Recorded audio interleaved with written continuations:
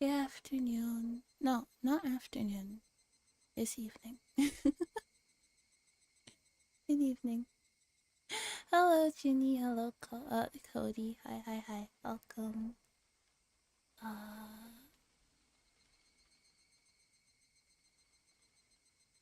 what was I doing? Okay, game.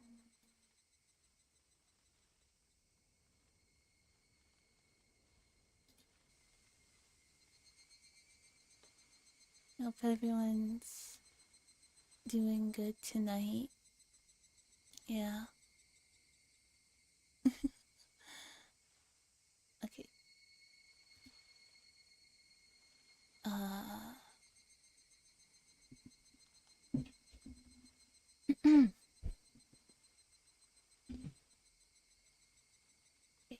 Okay, okay. Yeah, reading more Higurashi today. Or, tonight, I guess? Yeah, tonight. Big ass bowl of spaghetti in front of me, life is good. Yeah? I'm good, Yuko? Yes, I'm doing good. Relatively.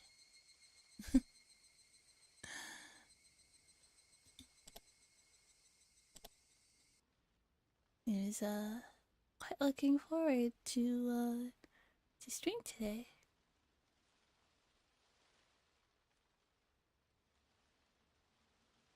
Oh wait. Let me put on multi-chat so I can read YouTube too. um the day of the Watanagashi. Yes, Higurashi, yeah. I don't know why multi-chat isn't working. Give me 1 second. I will just pop that out. There you go. Yeah, let's put that right there. Yes, more Higurashi. Yeah, the schedule this week. It's cool. Yeah. Everyone, shut up! My show is on.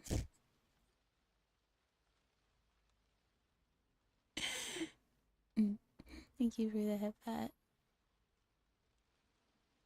Oh, before I forget, the hip hat redeem just reminded me. Fish. Yay! A fish.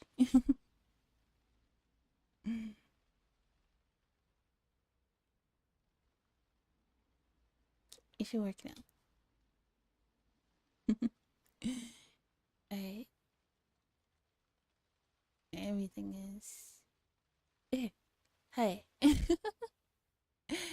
Make sure you turn your phones on silent, yeah? No interruptions.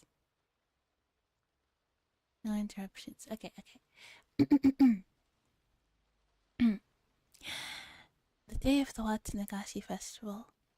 We're like, shh, don't let her know I'm here. Why? You planning something nefarious? June 4th, 1982, 1:40 p.m. Suspicious. What was I doing today? Nothing in particular. Nothing at all. I just wanted to play hooky. I woke up in the afternoon. I ate instant food for lunch while watching boring TV programs. I had a light headache, so I lay down on the sofa. Hello, Hazen. Welcome.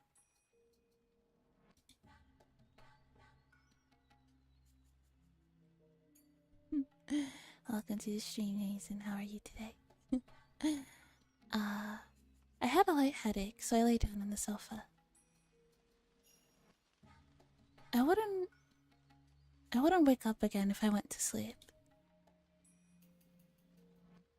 Whatever. I decided to sleep.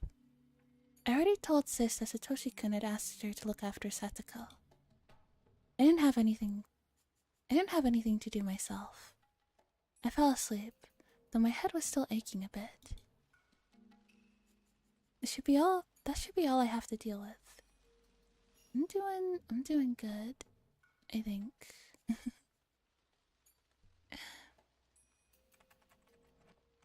June 20th, 1982, 5:02 p.m. The aunt believed that the villagers frowned upon her because her brother-in-law and his wife were pro-Dam activists. She surely experienced some fallout during the time of the dispute. But people had stopped looking coldly upon her, even though she assumed otherwise. She was paranoid, believing that all the villagers hated her. And so, she decided to hate them back.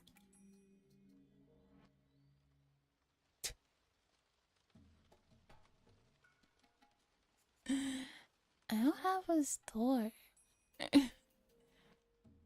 What? You guys want something you can do with the gold? Did I set that up? Do you guys want to buy silly things with the gold that you get from fishing?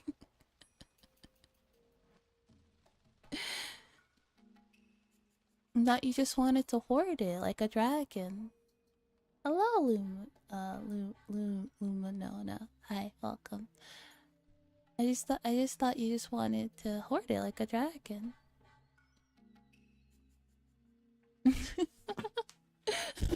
We set up a fully functioning economy.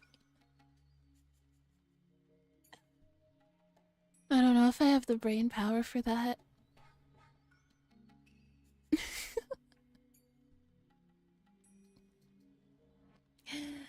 Her attitude, of course, begot hatred from the villagers.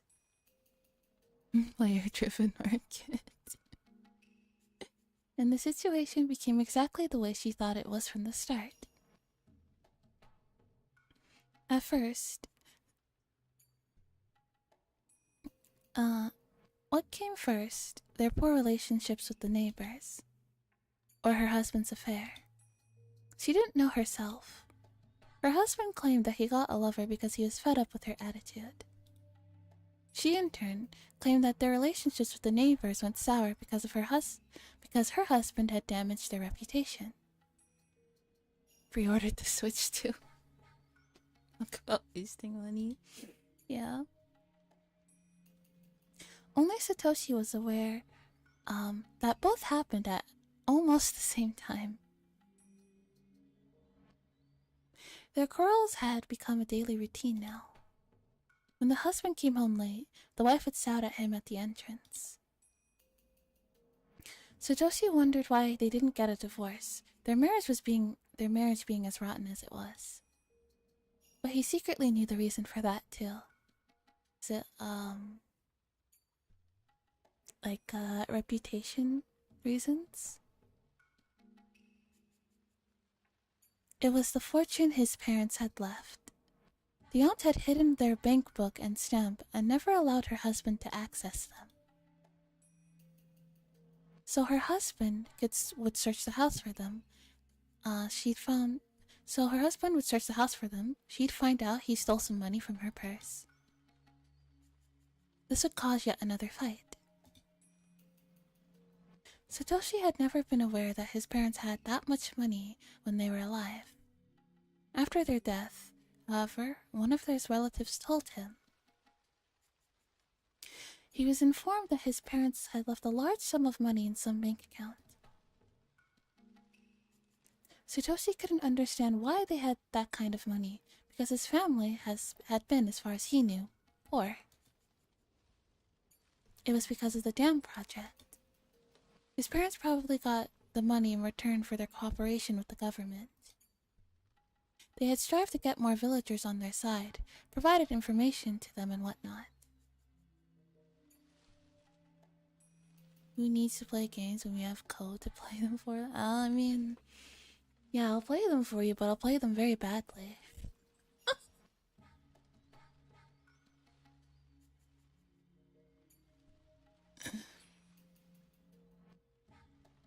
The money was probably compensation for their efforts.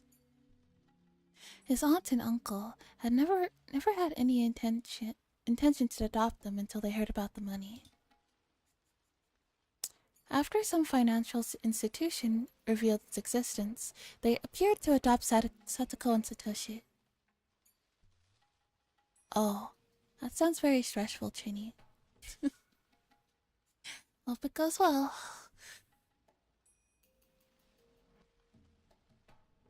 The couple would fight every day. Eventually, Satoshi's uncle started spending more time at his mistress's home. He realized that he had no reason to return to his home. Because he'd just end up in a fight with his wife if he did. Otherwise, he couldn't live somewhere in Europe.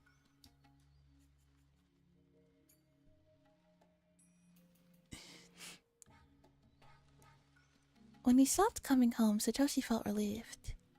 Neither their uncle nor aunt treated the two siblings very well. Satoshi's aunt wouldn't have to vent her frustration upon them. The reason the couple fought was their corrupted relationship, so if they were separated, there wouldn't be any more fights. Satoshi had thought that at first. But after they had separated, his aunt still had a short temper. Another woman had stolen her husband. The villagers must have been talking behind her back. It was mortifyingly embarrassing. Since she lost an opponent to fight, Satoshi's aunt directed her hatred towards the siblings. Satoshi had been observing her. He learned when he would get upset and how to avoid her attention. He managed to get by without upsetting her by turning a keen eye to her behavior and avoiding conflicts. But Satsuko couldn't do that. Thanks for lurking. She hated her aunt and didn't even try to hide it. Satoshi told her to behave in her aunt's presence, but her eyes were always filled with hatred. Satoshi tried to reduce the conflict between them as much as possible. He stepped in to mend their relationship. It was a heavy burden for him, though, because he was still just a boy. He bore so much. He covered for his little sister by lying and maneuvering. He tried to maintain a tangible sense of peace, but he couldn't do that forever. So in some minor ways, Hyun was right. Yeah, I guess so, but not... to say that it's all Satsuko's fault isn't, completely true.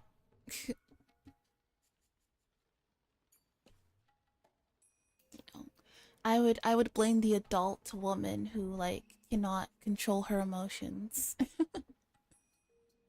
enough to, not scream at two kids for hours. Yeah, that's why you said in some minor way, yeah. The relationship between Satsuko and her aunt had already spiraled out of control. Satoshi found something in the trash. It probably wasn't a legitimate place for trash disposal. If it was, sanitation workers would come pick it up. He passed by the street all the time, so he noticed when there were new things dumped there. He found a plain-looking desk, the kind likely to be seen in offices. I thought her aunt just decided she had a problem. Although her aunt just decided she had a problem and it was going to be everybody else's goddamn problem. Yeah, pretty much. He's like, yeah, my piece of shit husband cheated on me and I'm upset about that. So now everybody else in this house has to be upset too. Because if I'm not happy, nobody can be. There are people like that.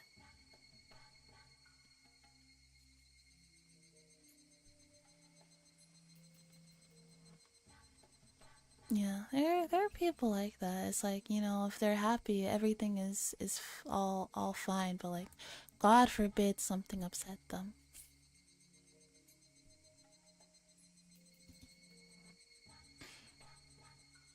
Somebody must have dumped it within the past few days. You started blasting? Blasting what? His aunt like to. Hi, Oh, hello. Viper King, thanks for becoming a pack rabbit. Welcome. His aunt liked to bring usable trash home. She had Satoshi bring a chest home just a few days ago.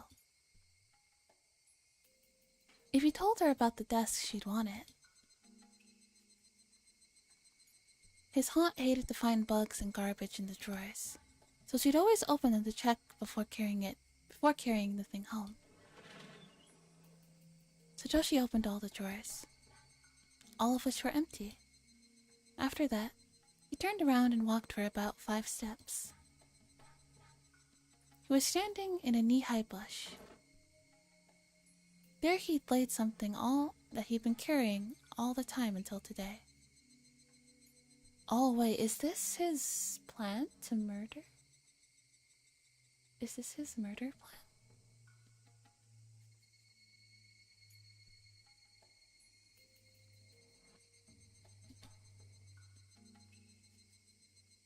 Oh, he's gonna lure her in with the desk, and then he's gonna jump her.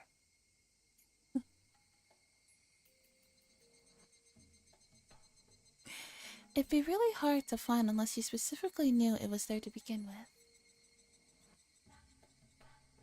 Looking satisfied, Satoshi looked around for some landmark to remember the place by.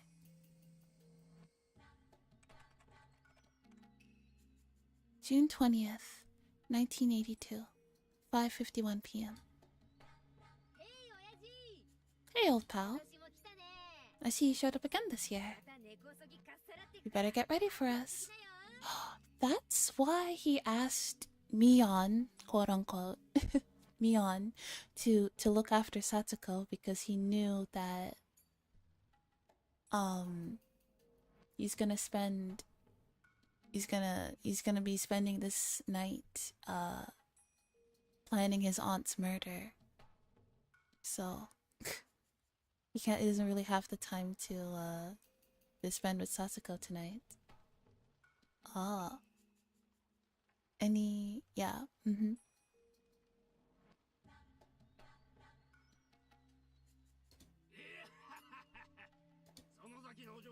You're as peppy as ever. Oh? Is she a newcomer? Uh-huh. This is Rena Ryukyu. Don't underestimate her, she's good. No, I'm not. Nice to meet you.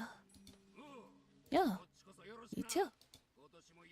I've brought all kinds of prizes this year. There'll be a real battle to win.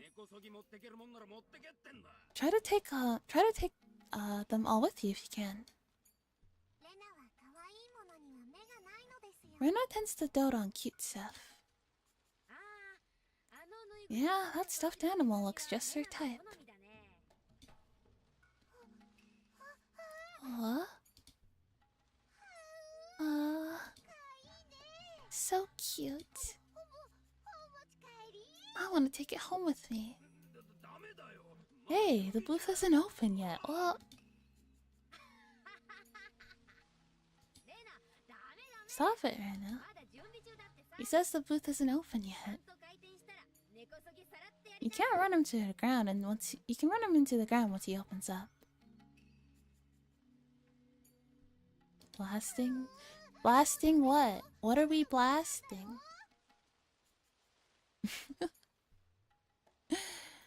Oh, it's mine.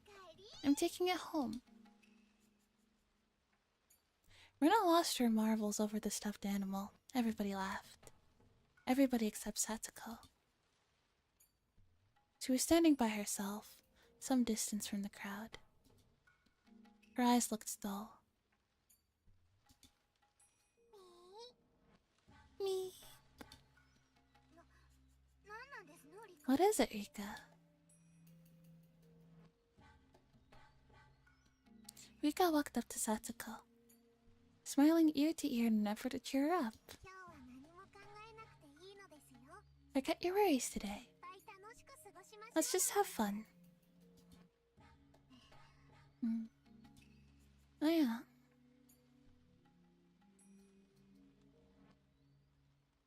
Yep, he's gonna be hanging out with his aunt tonight, yeah. I mean, hanging out or a murder are two...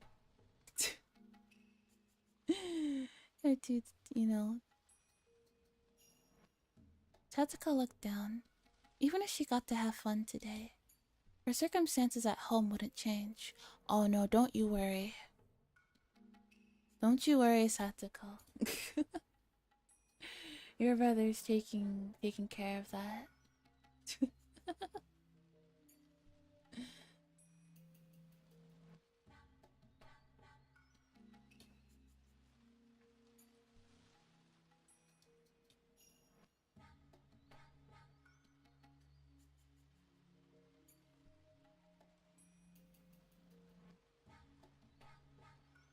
It was? What? What his aunt doesn't know canon will hurt her. Oh, there was an election. For Canada the other day. I didn't vote in because I don't know what's going on. But that's neither here nor there. That's a call. Your evil aunt isn't around.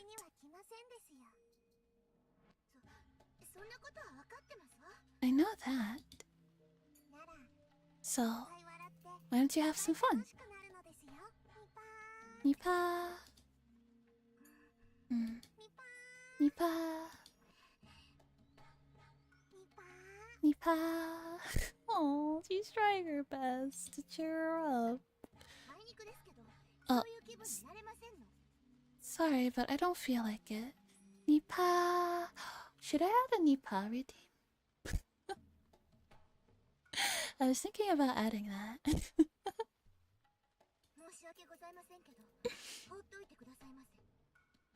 Yeah, we need it. I think it's time for a Nipa redeem. Yeah. Alright. Nipa!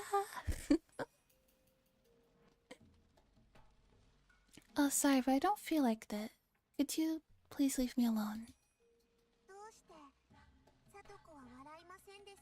Why aren't you smiling?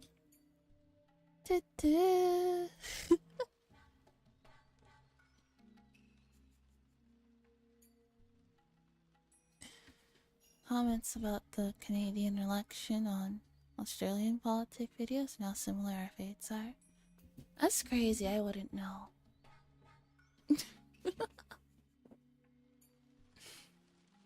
I wouldn't know. She gave her a look, as though she wanted to say that Rika should know the reason.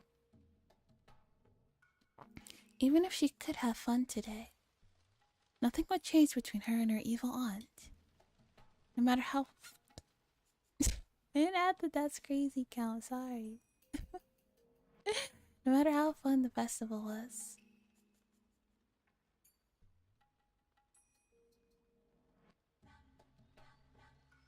Yeah, that's crazy. No matter how fun the festival was. Once she went home, her aunt would be there. Her aunt would find something wrong with Satsuko, get mad, and shout at her loudly that the neighbors would hear. We don't have that redeem yet. I'll set it up for tomorrow. How can she have fun even just for today while knowing all that? Satsuko didn't say that out loud, but her eyes betrayed her emotions to Rika. So she said last week, yeah. But in my defense, I forgot.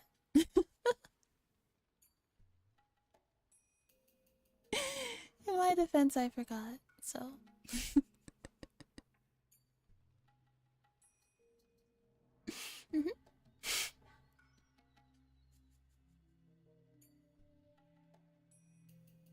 Yeah, thank you. So Satsuko, If your suffering ends today, will you smile? Like, if your aunt was to like die in like a really random and unfortunate accident that had nothing to do with like Satoshi, you know, that may or may not have something to do with Satoshi. We can't prove that, but just saying. Satoko gasped. She thought that might do something to help. But soon after, she realized that Rika was just trying to comfort her. Could her suffering end today? Because of Rika? How? Satoko knew that there was really nothing Rika could do. And so after just one moment of freedom, Satoko fell into depression again. Rika, don't give me false hopes. Satoko? Rika's voice was clearer than Satoko had ever heard before. Yeah. It's already been decided. June 20th, 1982, 8:11 p.m. Nipa! Your aunt's gonna die today. Nipa. Satoshi snuck out the window after supper. He heard the distant ruckus of the festival. The festival would end at 9 p.m. After the Watsunagashi ceremony, there was going to be a raffle drawing. So, there were two types of people in Hinamizawa. The people who would go home for dinner, and the ones who would stay until the raffle was over. Either relaxing at home or still at the festival. There were only those two patterns. Where's the redeem for Chibi Koala? I don't have a Chibi model. Or do you mean the original model?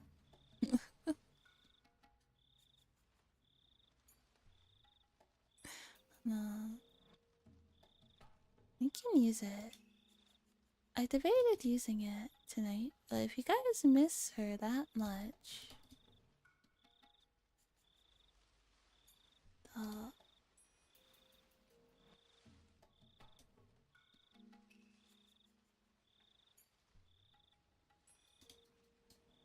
There I am. Hi. Let me turn on my lights. Oh, is the head pad not... Oh yeah, the head pad... I don't think the head pad is like... bound to this model.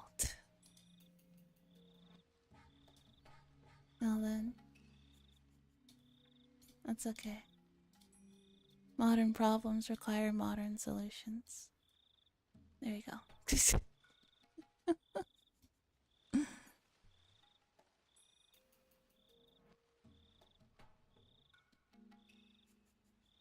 Let's keep that down here. Put that over there in case anyone wants to give me a head pat.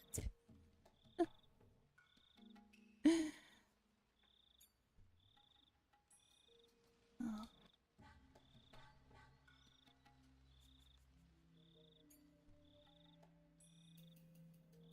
Okay, there you go.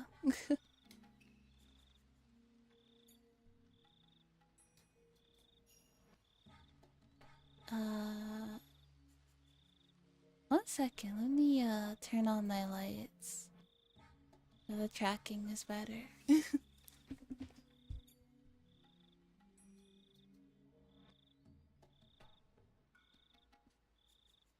Okay. Alright, there you go.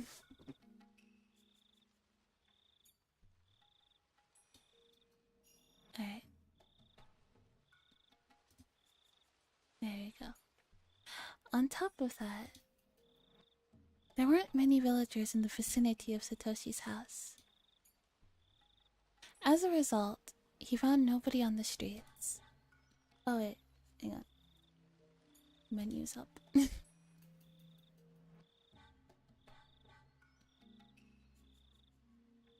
There you go. On that night, the small village seemed especially desolate. Satoshi knew it was going to be like this. But he would keep worrying until he saw it for himself. He was barefooted, but started running without hesitation. He felt as though he'd become a wild animal, running on his bare feet. He got the impression that he could run faster than usual. Not only his running ability, his vision, his hearing, and his sense of smell. All his senses were keener, including his sixth sense. That's probably the adrenaline, isn't it? He could almost sense the presence of people in the distance. If only when crouching like an animal. It felt strange. As though he had stepped into another world. He had been feeling tense and anxious until today, battling his own fear. But now as though he felt as though he had metamorphosized into a different person. June 20th, 1982, 8:37 p.m. Alright everyone, I'm going to explain how the raffle works. Please gather around the altar. The festival had reached its climax. The raffle was going to start. Both women who were dancing and those who were waiting for the raffle gathered around the altar. This was the first time they'd held a raffle. The planning committee decided to hold one from this year onward to attract more people to the festival. At first, the prizes were things the committee members had donated, but Oreo, not appreciating how pathetic they looked, had them thrown away. Fucking bitch. Of course she would. Of course she would have them thrown out. Oreo took the initiative and bought a brand new TV, a washing machine, a cooling fan, and such other things for the raffle. The committee wanted to help keep it small initially, but it turned out big thanks to her. Oreo was upset because the committee members weren't enthusiastic enough in her opinion. One of the members thought it would be very difficult to prepare prizes of equal value the following year, so this might be the very first and last raffle.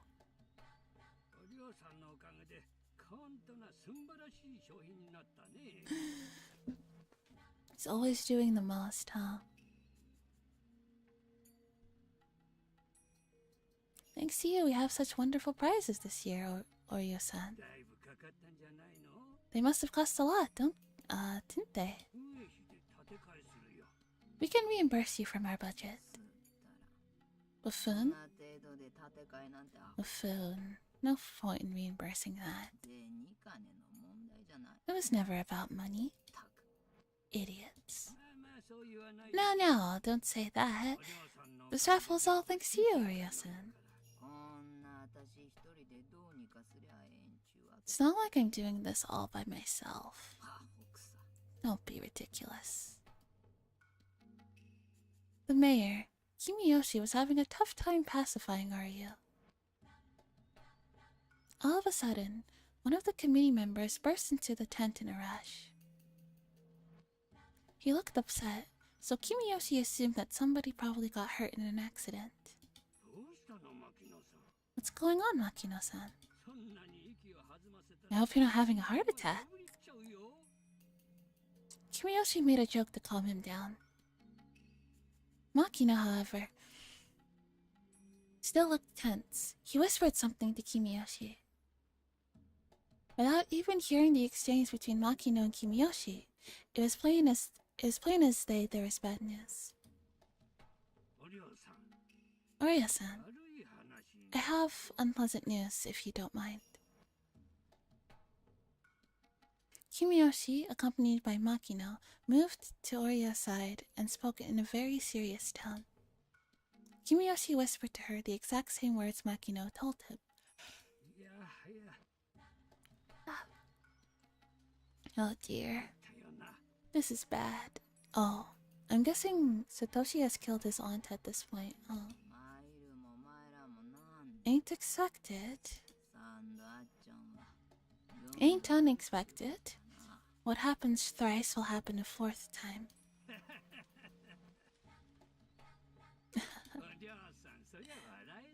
That's not funny, Arya-san. You're right, it isn't. But it's just another hassle. The police are trying to identify the body. I heard that the face was completely destroyed, so it'll be difficult. It's quite clear who it is, though.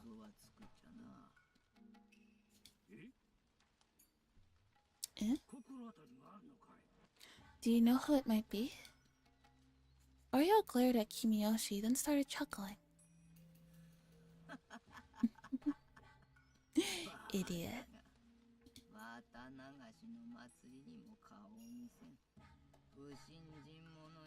It must be some impotent lad who didn't come to the Watsunagashi festival. People who respect Oyashiro-sama won't get involved in something like that. Oreo kept laughing. Kimiyoshi and Makino didn't know how to react to that. June 20th, 1982, 9:04 p.m.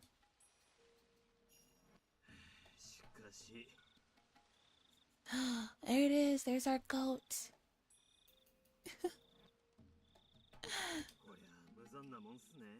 This is merciless. Kuma-chan.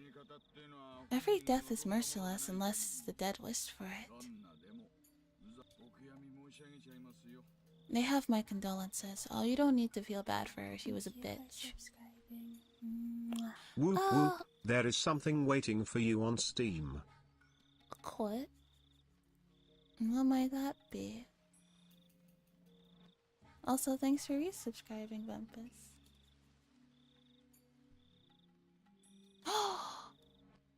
Oh, the Raincoat Archives.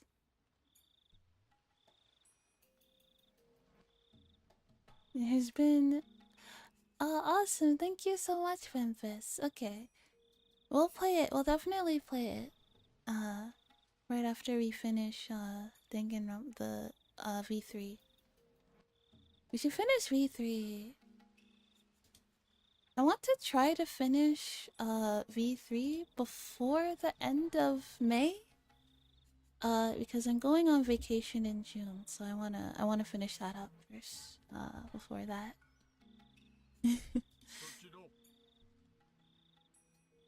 How's it going over there?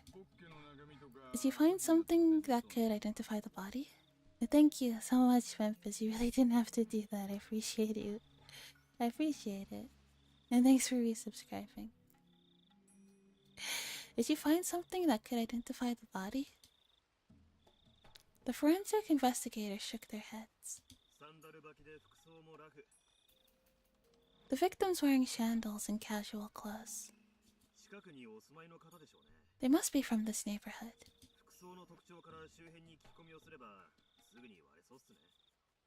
The R is gonna take 3 streams if you do it like usual. Oh, okay then. Alright, so yeah, okay, so we'll finish it by the end of May, okay. Good. We should be able to identify the corpse by asking around. That's the way we do it. The section manager says this case might become classified. So be careful with that. Gotcha. Kumakai gathered some officers and gave them directions. Dr. Irie has arrived. Doctor, it's over here. Young doctor got out of his car and headed in the victim's direction. Hello. I'm sorry to have kept you waiting. I had to help with the raffle. So they're trying to figure out this woman's murder. And Meanwhile, they're holding a raffle for who wins a TV.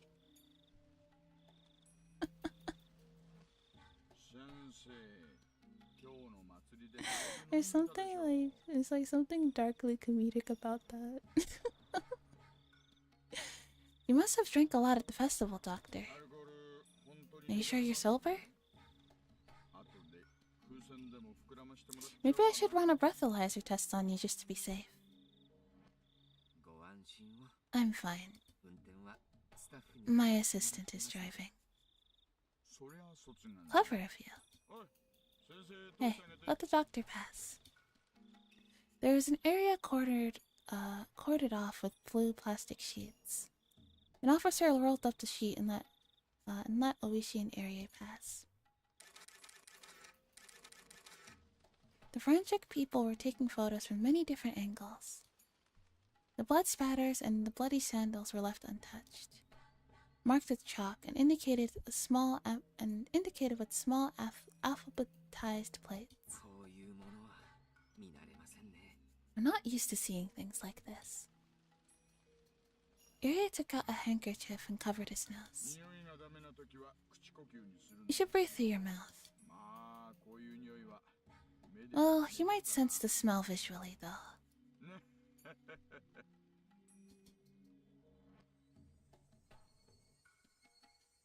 The body appeared to be that of a middle-aged woman. It was soaked in blood. Yeah, so it's Theon. It looked like a middle-aged woman because of the hair and what she was wearing. The reason why no one could be certain that it was a middle-aged woman was because its face was completely pulverized. This is brutal. I'm sure it was done out of malice. The victim must have been murdered right here, judging from the pattern of the blood spatters and the soles of the sandals.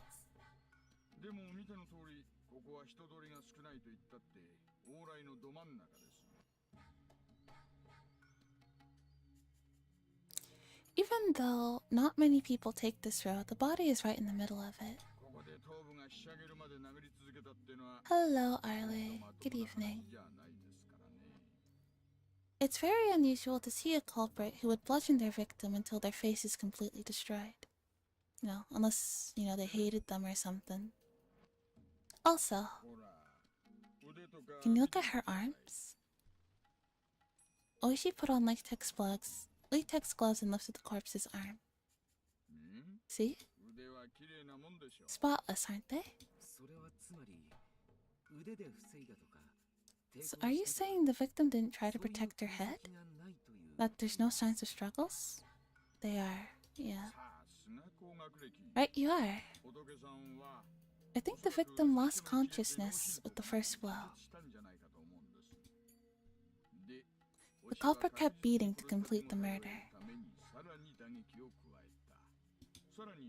The victim was probably lying face down at the time. Judging from the stains on her clothes,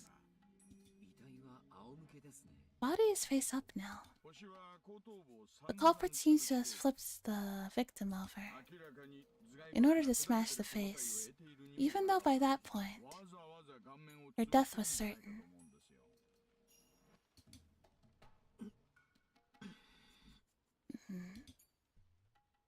Irie looked like he was going to throw up because of both the putrid smell and Oishi's reasoning. Smashing the victim's face is clearly a sign of a grudge in my experience.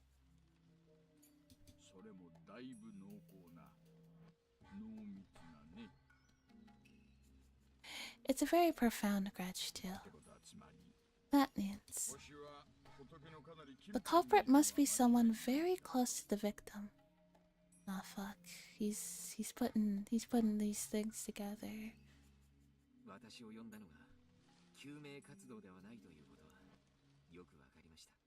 I understand you didn't call me to resuscitate her.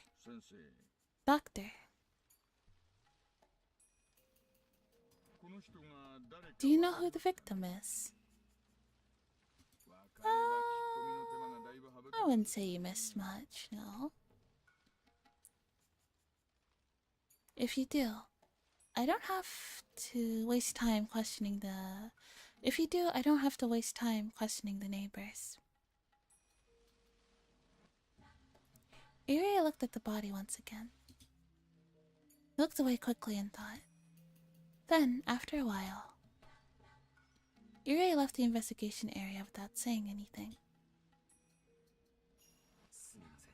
I'm sorry. I don't know.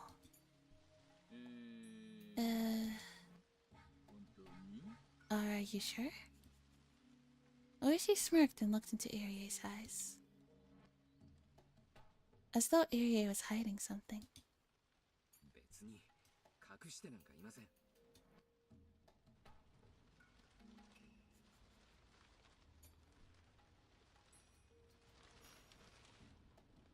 Got the rain sounds. There you go. I'm not hiding anything. I guess you're still under the influence, Doctor. Maybe you'll remember when you're sober. Let me know if you do. Oishi tapped Irie on the back. The doctor, saying he wanted some fresh air, left the scene. Kumagai returned. Oishi-san, the section manager is on the radio. The one in the first car. Irie lied.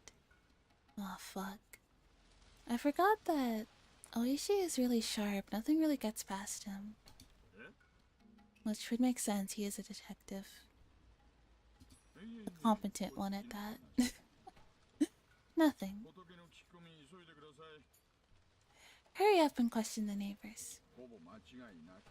The victim must be from this area. Oishi is a very interesting character. He is. At first I didn't like him. I realized that the reason why I didn't like him initially is because he was like portrayed from Keiichi's perspective. And in Keiichi's perspective, he's kind of annoying. And like kind of like sleazy and terrible. But like from in chapter 4 you get a very different impression of him. He is still kind of sleazy, but he's by no means a bad person. He can be a bit of a deuce canoe sometimes in some episodes, but also in some episodes he's just a giga chad. Yeah. June 20th, 1982, 9:39 p.m. Oishi-san. There he is. Thank you for coming here this late at night. I know you have school tomorrow. I'm really sorry to bother you.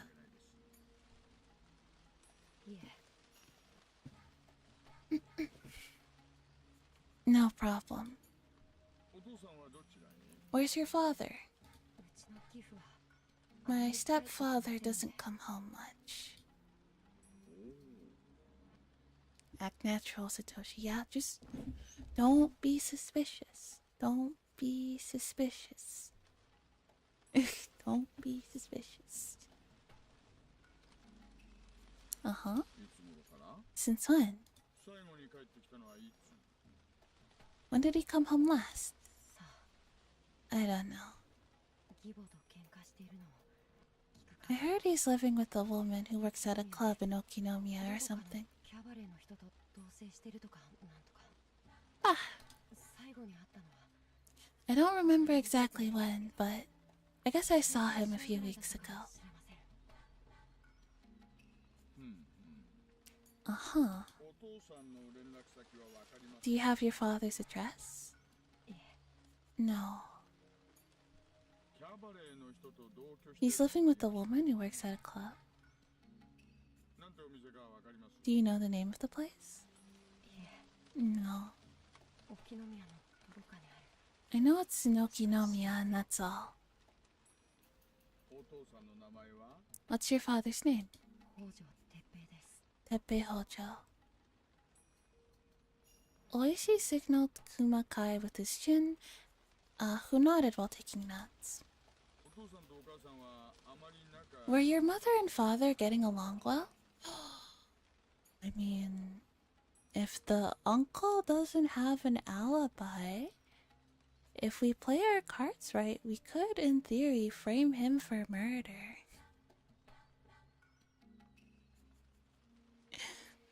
If he was able to think that far ahead, he might have done that. If he wasn't certain that he was going to, die. Or, get disappeared. I don't know much about that, but I don't think so. No, you should have said that. You should have said that, like, tell them that they used to fight all the time.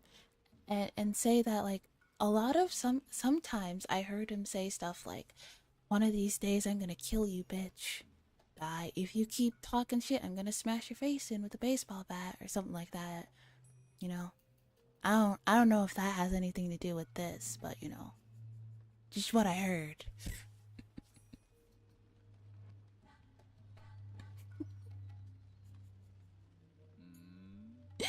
I see. I want you to tell me honestly. Do you know someone who might have been holding a grudge against your stepmother? I don't.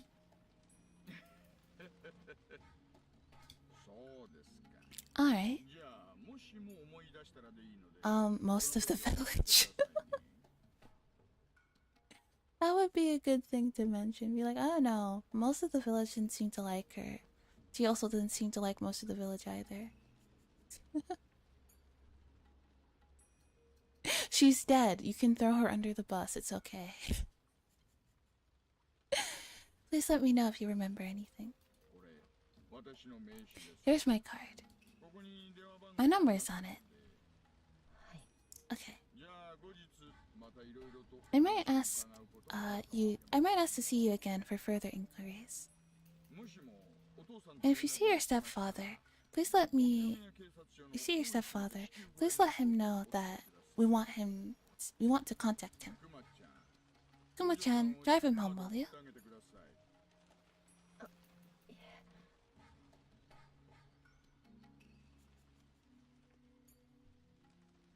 It's not even throwing her under the bus, though. There's no secret that she didn't like the village and the village didn't like her. It was mutual distaste. Yes, hi. Yeah, whatever you can to... I am Corey-san. Thanks for becoming a pack rabbit, welcome. But yeah, like, whatever he can do to throw him off his trail,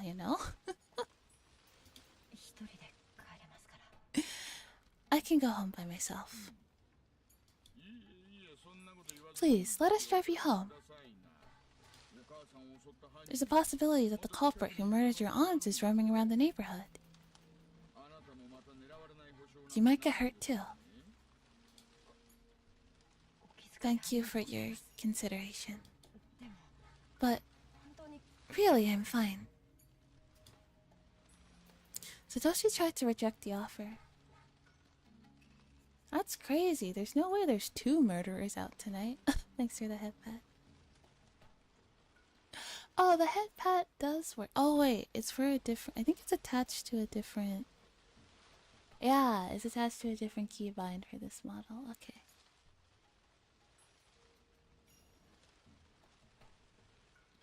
Silly me. Silly me, I forgot. Satoshi tried to reject the offer, but Oishi and Kumaka insisted. In the end, Satoshi was forced to accept. He turned around to leave. When Oishi spoke to him as if he remembered something he'd forgotten to say. Ojo-san. Yes? Don't worry. It's no problem. We'll catch the culprit soon. You have any leads? Yes, we do.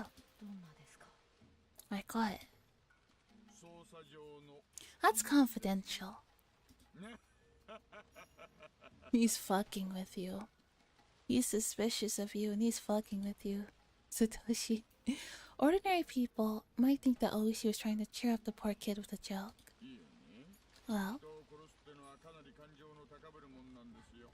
usually people get worked up when they commit murder. Though, of course there are some exceptions. What kind of evidence do you find when the culprit's worked up?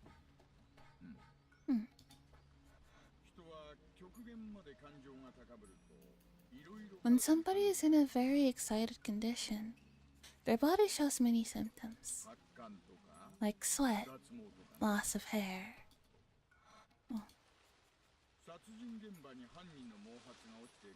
We often find the culprit's hair at crime scenes. Well, this is outside, though it's a bit different, but still. Did you find their hair? It wouldn't happen to be blonde now, would it? You know, my uncle also has blonde hair, so you might want to look into that. I don't know yet. The forensics guys are searching the scene right now. I'm anxious to see what they'll bring me.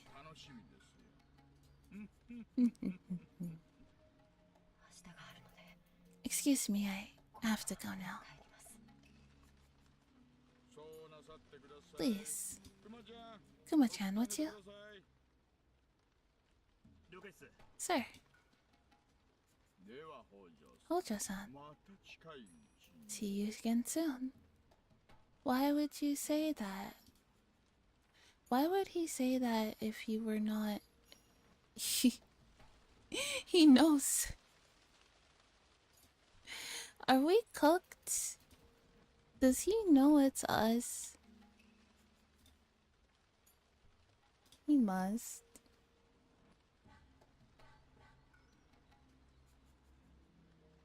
Probably. Yeah, he knows. I mean, he's not wrong, but bro's probably just casually suspecting a small child. He just has to feel. I don't know. To be fair, Satoshi is acting a little, you know. I'll let you know if there's any progress in the investigation. Let me know when you remember something. Let's cooperate to catch the murderer of your stepmother.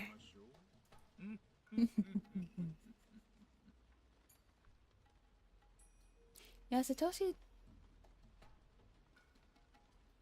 Satoshi basically just stopped short of blurting out, I didn't leave the murder weapon there, did I? Pretty much. May as well have said that at that point. Sis called the morning after the Watsunagashi festival to tell me that the curse had struck again for the 4th time. The victim was the evil aunt who was harassing Satoshi-kun and Satoko. Satoshi-kun's suffering would be over now, since the problem was with Satoko and the aunt's relationship to begin with. Maybe I should have celebrated, but I wasn't in the mood for some reason. Do the police have a lead on the suspect? Sis went quiet when I asked that. I don't know. Oishi seems to be questioning people in the neighborhood. He thinks the culprit is somebody close with the victim. I mean, 9 times out of 10 it is usually someone the person knows. I've watched and read enough true crime to to know that it's usually, unless it's like a serial killer.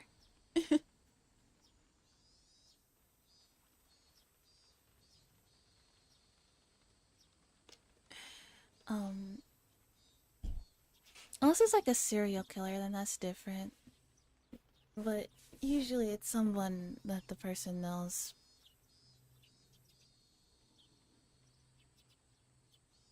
Oishi seems to be questioning people in the neighborhood. He thinks the culprit is somebody close to the victim. Being identical twins, Sis and I think very much alike. If I suspected Satoshi-kun of being the murderer, so would she.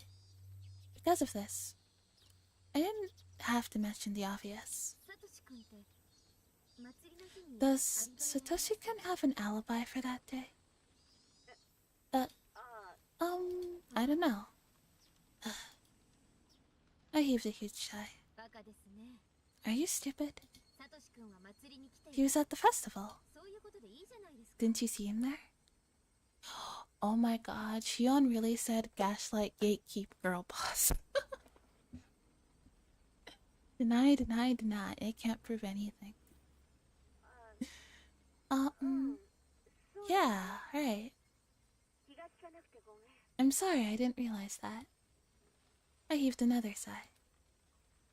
Sis was stupid enough to forget to make an alibi for him, even though the murder of his aunt alone would raise enough suspicion. So, that means... Did he do it? That's not important right now. The problem is whether or not he has an alibi. Well, the police are going to come here later. I'll tell them I was with him at the festival. Sis, lying out of the blue like that won't work. You haven't done anything to ensure his alibi. It's too late now. Please just be honest with them. I can't trust your acting skills. You might raise more suspicion if you make something up on the spot. Yeah, sorry. She sounded depressed. I was the one who should have been depressed. Mion usually handles things well, but she's not too good with emergencies. I was left worried for the future of the Sonosaki family. Mion must have been embarrassed. She soon changed the subject. I guess you haven't been able to work lately, have you? You're right, I haven't. Thanks to you. I'm sorry about that. I'll head somewhere until tonight, so maybe you can work today? Sis has been appearing in public places during festival preparations and whatnot. As a result, I haven't been able to pretend to be her. I hadn't been able to work. As someone who had to support myself, it was a bit of a pain. To be honest, I didn't like working. I didn't feel like working, but I couldn't afford to be sitting around either. When I locked my apartment door before leaving, the door of the next apartment opened and Kasai appeared. Shion-san, are you heading out? Yeah. I'm going to work since this gave me until tonight. Can you give me a ride? Shion-san, wouldn't it be safer for you to take a few days off? The police seem to be staking out the main house. I don't think it's a good idea to leave. I appreciate your concern, but I have to make money to survive. Kasai might have suggested he'd donate money to my cause. However, I'd sworn to myself that when I started living here, I wouldn't depend on Kasai. While I don't obey anyone else's rules, I stick to my own. Kasai could tell that I was adamant in my decision. So, after repeating himself a couple times as a formal procedure, he decided to give me a ride after all. Every time we went to my uncle's store by car, we always stopped at this traffic light.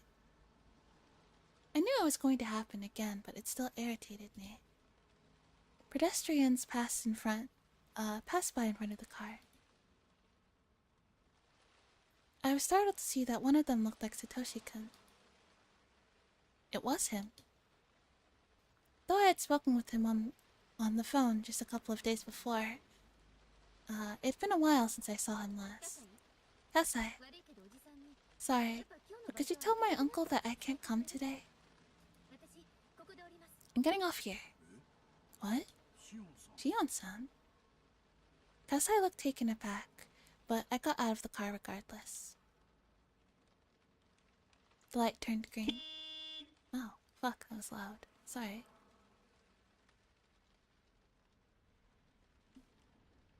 That was way too loud. Sorry, everyone. No.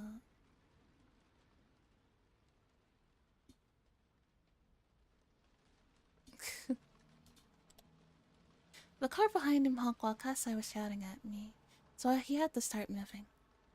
Yoshi-kun was on bike, but he was going really slowly. I caught up with him in a flash and tapped him on the back. Hello? I'm surprised to see you in Okinomiya, Satoshi-kun. If I talked to him with a smile, he might smile back. So I smiled as brightly as I could. Neon. Looks tired as always. But as I could tell, he was trying to smile back. My worry suddenly disappeared. I was certain I looked happy. I was aware of that myself, so it must have been obvious to Satoshi-kun. I don't know the circumstances, but you look happy. Yeah, I am happy. I'm happy because you look happy. When I teased him, he looked a bit embarrassed. It was like we were back in the good old days. I felt even happier than before. What's going on, Satoshi-kun? Did something good happen? Not really. My aunt died, and I have to deal with the police and the neighbors. I might have asked something dumb. You seem to be okay with it, though. He frowned a bit at first, but Satoshi-kun continued smiling gently. He looked worn out, but satisfied, like he had accomplished something great. That was the mood I sensed from him. So, I was convinced that the one who killed that wicked aunt who tormented Satoko was him. I had absolutely no proof, but I knew intuitively. So I omitted all these questions. I knew Satoshi-kun's motive for killing his aunt, how badly he was driven into a corner. I knew the environment and the situation he was in. Did you really, though? And I knew Satoshi-kun's feelings. I knew all of that. So I omitted all those questions. I wanted to celebrate his release from that curse, so I smiled like nothing was different as I asked. Where are you going, Satoshi-kun? To work? That's right. I have to make a stop before that, though. A stop?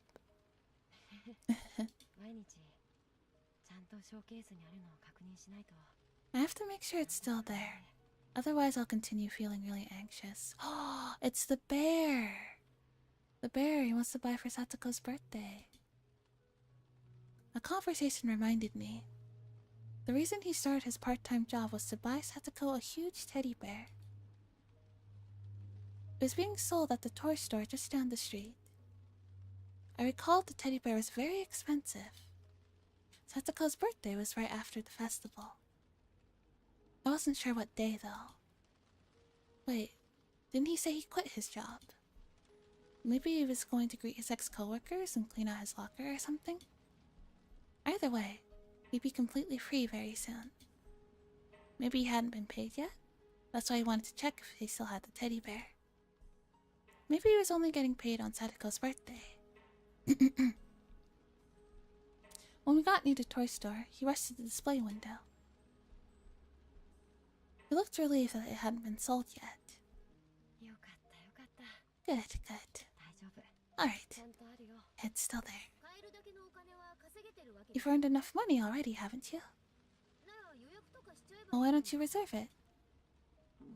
Hmm? You probably hadn't thought of that. He really did need someone to look after him.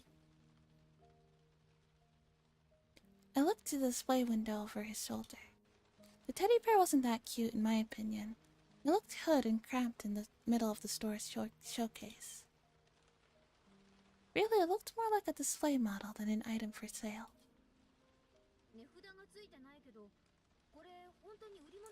I don't see a price tag. Is that really for sale? How much is it? Yeah. I'm sure they sell it. What about the price? Does it fit your budget? It's alright. I already checked.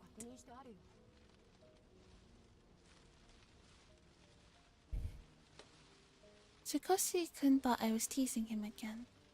He pouted and looked a little sulky. There's no problem then.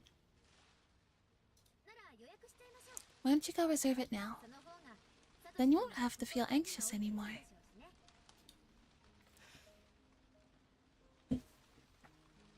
We entered the store and looked for a clerk. Is anybody here? Nice. Maybe you can get it without paying.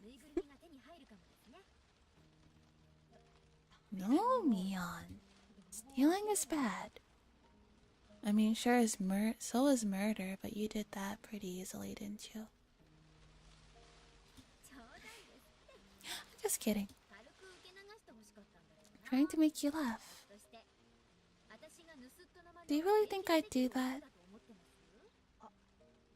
No, sorry. Satoshi-kun smiled apologetically. I puffed my cheeks to tease him. It had really been a while since the last time we did this. In between those times, many undesirable things happened that I wanted to forget. But now I felt as though all those things simply vanished into the air around us. I found an old person napping in the back. He must be the clerk, I thought. He looked to be fast asleep. Excuse me. You work here, right? I poked his shoulders, but he didn't look like he was going to wake up.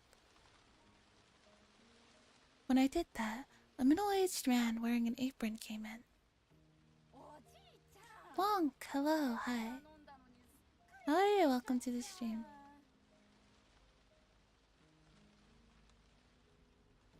Grandpa, you fell asleep again. We have customers. I'm really sorry, you two. He's been very flaky, you know. The middle-aged woman shook the old man awake and told him to go back to the living room. She went to the cash register after that. That was so embarrassing. So, how can I help you? I'd like to reserve something. Is that big teddy bear in the display window? Oh, that one? Are you sure? That one is really expensive. You know that, right? Yes. I think I have enough. We'll get paid really soon, so he'd like to reserve it. One looked a bit hesitant at first, but she eventually wrote down Satoshi's name and accepted the reservation. Satoshi-chan received a slip of paper. See? You don't have to worry about the teddy bear anymore. Yeah. I'll get paid soon, too. I feel relieved now. He would have kept coming to check every day if he hadn't done this now. He would have spent his time needlessly worrying. Higurashi-kun looked very relieved indeed. I should have done that sooner. Usually people do that right away when they want something. It's very rare for somebody not to think of that.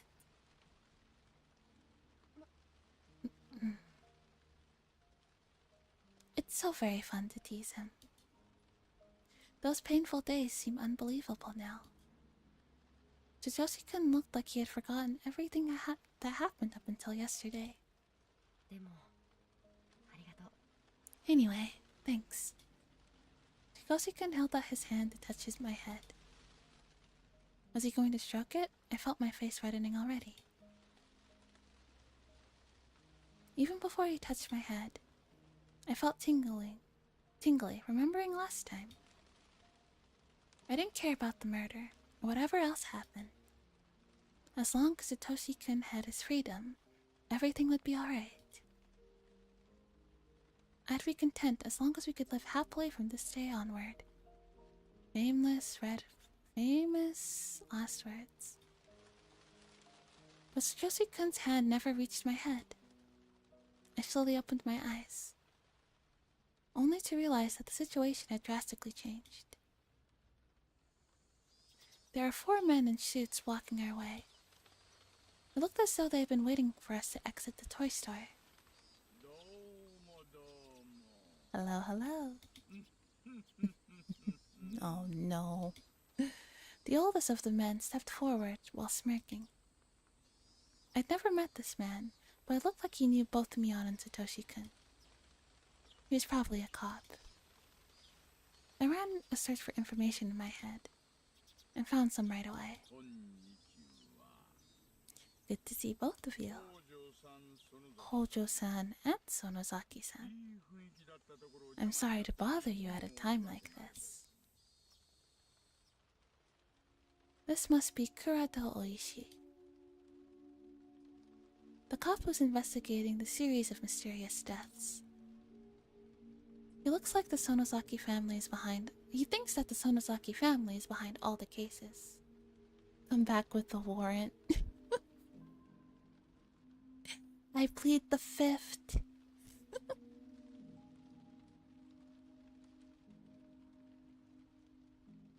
There must.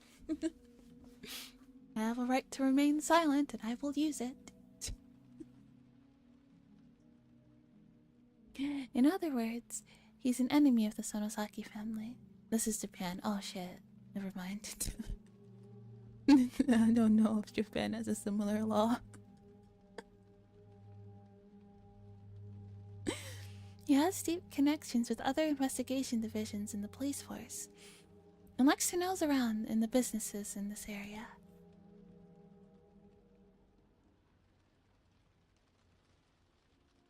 He annoys the Sonozaki family enough that, as it is, by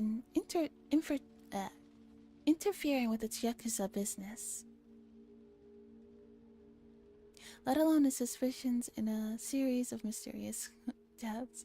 Americans, when they find out they don't have their constitutional rights in another country. Ah, fuck. This is Japan. Either way, I'm not saying shit unless I don't have to. Unless I have to. Yeah, joke's on you, I'm not American either. Well, I guess if I'm not American, I can't plead the 5th either.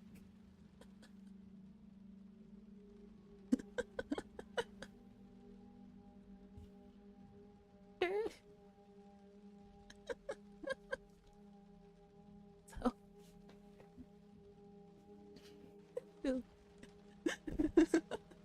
Done goofed.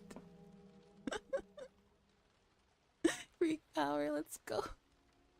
You have to be American to plead the 5th. God damn it. I hate it here.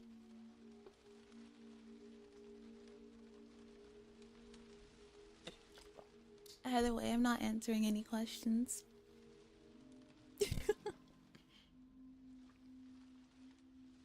Naturally, as the family successor, he's not a welcome figure to Mion Sonozaki. I tried to imagine how Sis would react. Oh, Oishi-san. Thank you for working hard for our safety. Oh, the 4 of you want something from this toy store? A doll, maybe?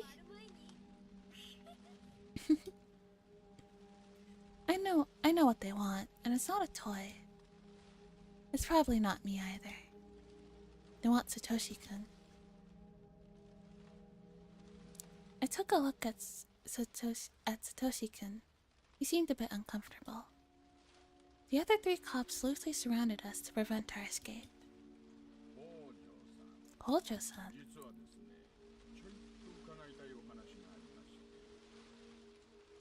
Can't use the Constitution. Ah, fuck. Welp. Well, I guess we're all fucked then, huh? Hojo-san, I'd like to talk to you about something. Yeah, we're cooked. What for? Are you taking him to the station? You don't have to go with them, Satoshi-kun. Let's get out of here. I mean, it's not like they have a warrant or any proof or like any reason to arrest him. Necessarily. So there's that.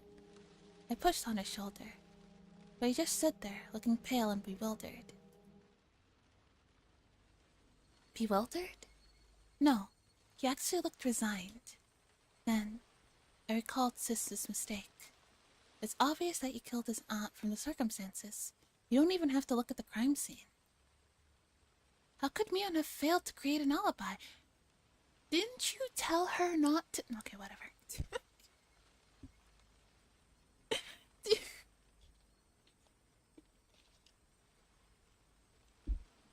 Didn't you tell her that— I'm so— God damn it, Shion, I swear to God. That stupid Mion must have spoken to the police without making anything up at all. Because you told her not to make anything up. You said it would look more suspicious.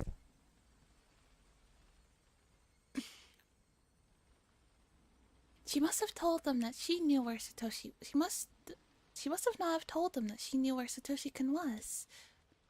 If she hadn't done anything, if she hadn't done anything, the villagers wouldn't work to help her.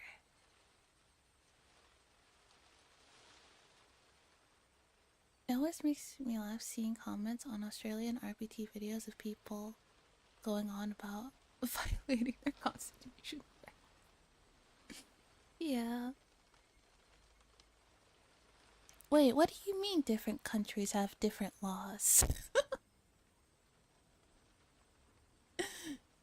It was just a matter of time until the police uncovered Satoshi-kun's complete lack of an alibi.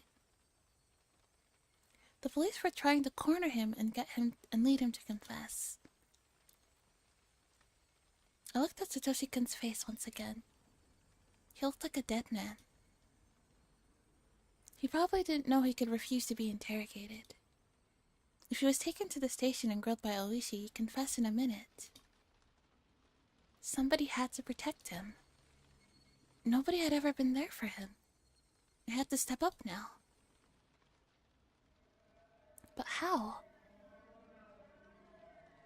Would it be possible to alter what Mion had already told them, saying it was a mistake? It wasn't going to work. If I had more time, I'd come up with an excellent idea. But I didn't have that much time at all. To pressure him, the cops were drawing near. Satoshi-kun must have felt intimidated. He might end up turning himself in due to pressure while I'm stuck trying to come up with something. There's one before them. I have to do something now. I have to say something. Otherwise, Satoshi-kun might give in. I have to save him. Oishi drew nearer. Satoshi-kun fell back.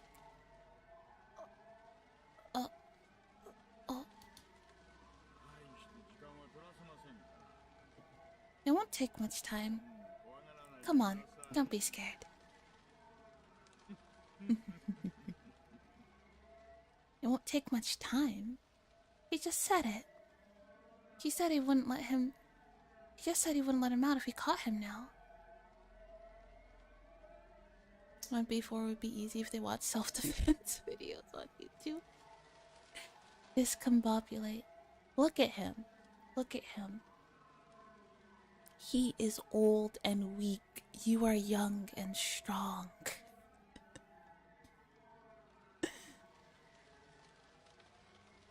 Satoshi-kun, don't give in. If you give him now, everything you've been working for will be ruined. Satoshi-kun looked like he was at his breaking point. Oishi was clearly aware of it. Satoshi smirked and held out his arm to grab Satoshi-kun's shoulder. I felt electrified when I saw that. That hand shouldn't be allowed to touch Satoshi-kun.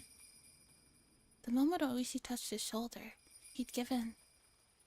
He'd go to the police station and confess everything. Do you want to know his alibi? Oishi turned his face towards me, his hand left hanging in the air. I wasn't very prepared for this. I just had to stop Oishi, no matter what. I only needed to gain some time. It didn't really matter what I said. That's right. I want to get Hojo-san's alibi.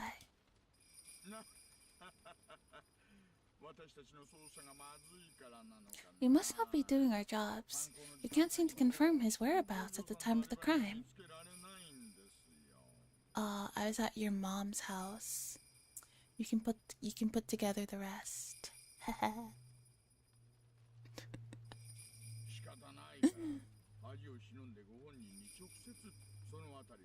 It's shameful, but we've decided to question him in person. You don't have to ask him. I can confirm his alibi. Oh? Really? That'd help. You already told me that you were at the festival. That you were at the festival that night, and many people can confirm it. It'd be easier if we can confirm that Hojo-san was with you. But I don't think you mentioned him when I questioned you last time, did you? Are you going to change your statement now? Even though no one at the festival saw Hojo-san, are you going to tell me he was with you? Yes, hi, hello. Flyrix. Thanks for becoming a pack rabbit. I'll come in. That's right. He was with me. Wouldn't that be enough? Is she going to reveal... Is she going to reveal that she is Shion? Is she gonna do that? I know you were with your other friends that night. I saw that myself. Are you still saying that you were with him? Isn't that a little too hard to believe? Isn't it? Oishi approached me with a creepy smile. He was teasing me because my excuse sounded funny. I didn't think so.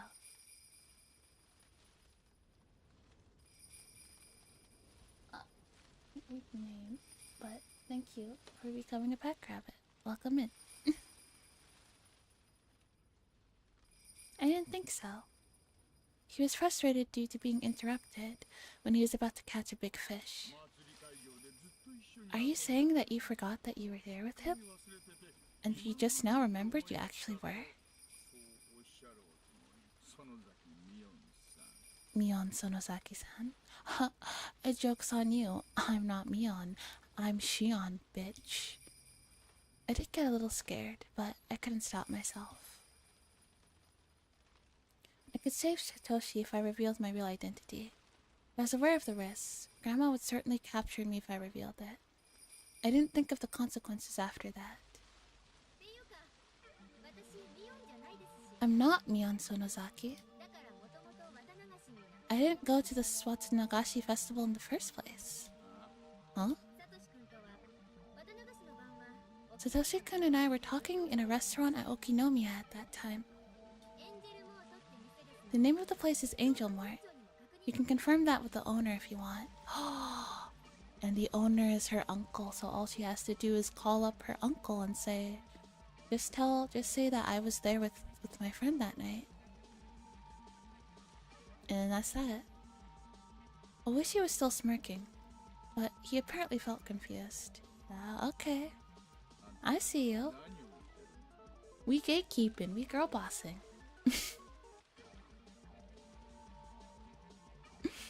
What are you saying? If you aren't Mion, Then who are you?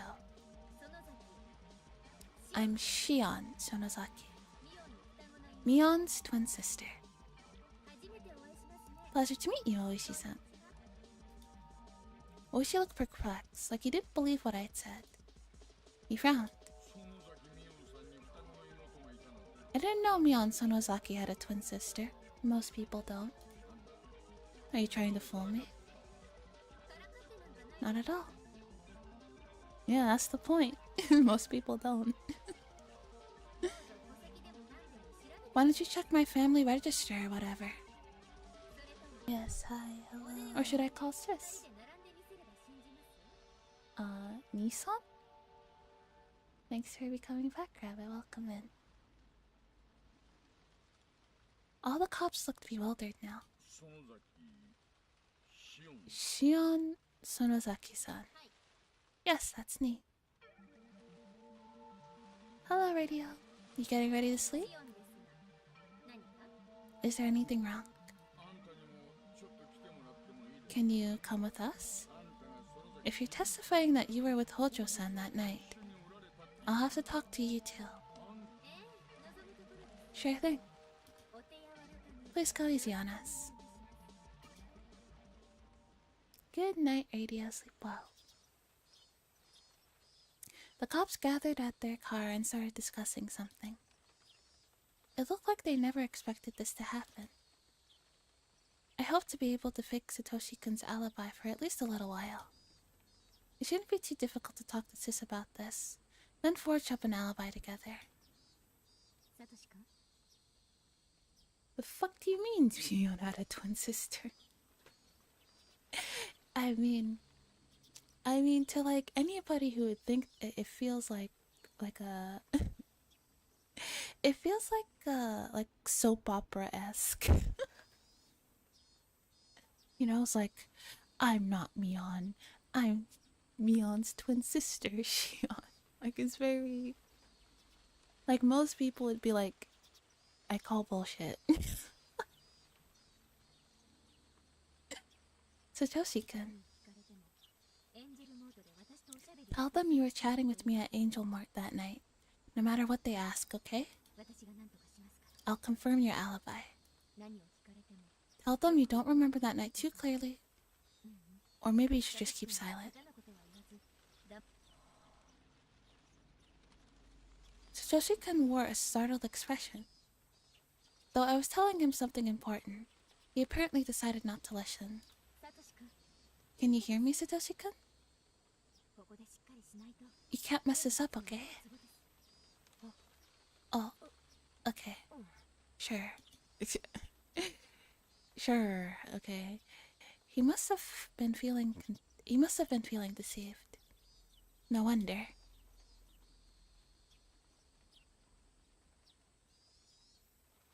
I mean, you did just drop the bomb on him by saying, by the way, I'm not your friend from school. Yeah, I'm actually just some random bitch you've never met.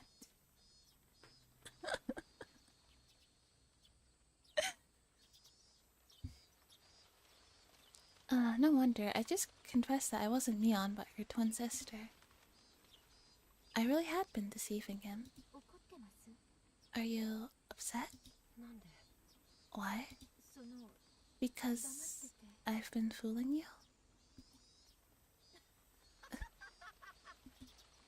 Yoshi-kun started laughing. I didn't know why he'd laugh. Because he wasn't the type of person who would laugh in order to hide something.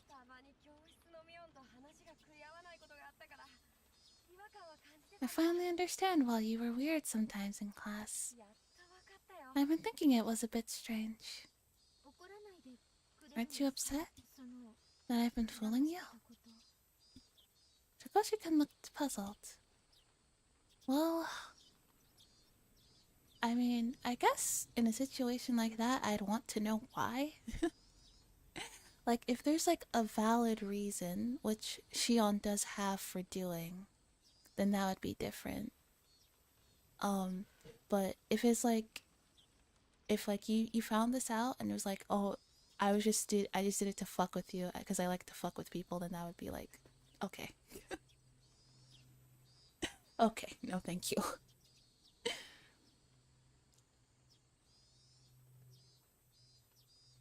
That feeling when you find out you aren't the master of deception and manipulation you thought you weren't actually super easy to see through. It was like he didn't know whether or not he should be upset about it or not.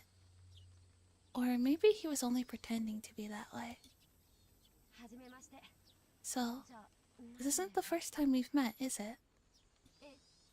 Well, yes, that's right. Okay. How do you write your name? With the characters for poetry and sound. Shion. Huh. Huh? That's a beautiful name. Oh, Riz? Unspoken Riz. Could you please come with us to the station? I have to make a few phone calls first, real quick, if that's okay.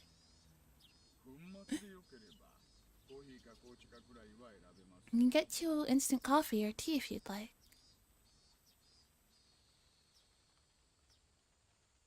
Alright. I'm gonna read the... Alright. We're only an hour in, so we're still good. Okay. So, I'll read the tips first. And then I'll take a water break. It's a beautiful name. It's a beautiful name. About time we fixed your last one too. Oh, oh, oh, Riz. Mr. Deluders is really literally out there blocking them, right? They were like having a moment, and he was like, "Okay, yeah, this is like super cute and all, but like, I need to take you to the station."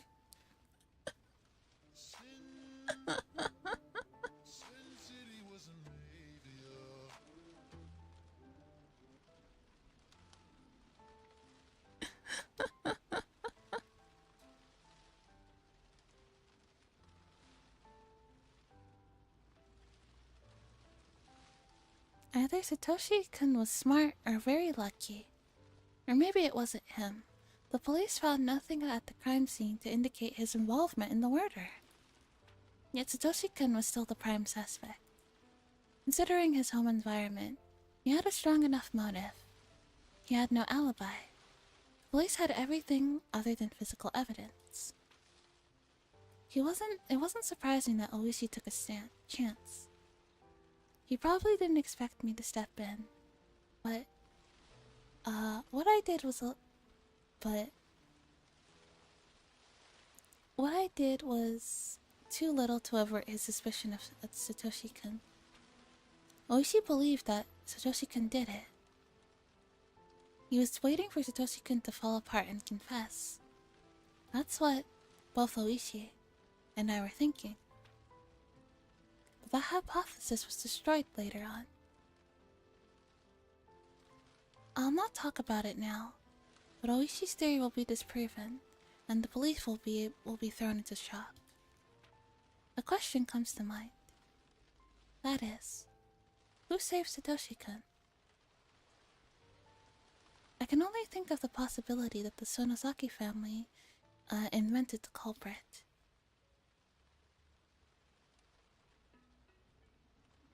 Alright, I'm gonna take a quick water break. I will be right back.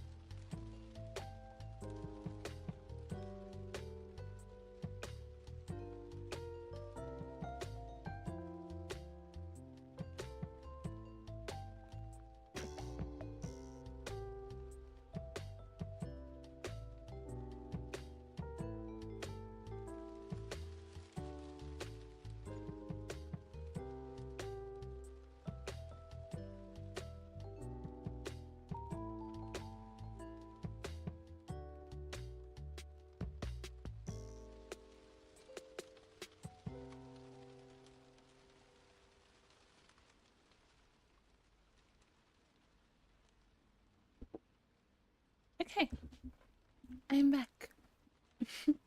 Turns out Satoshi was the Rizzler all along.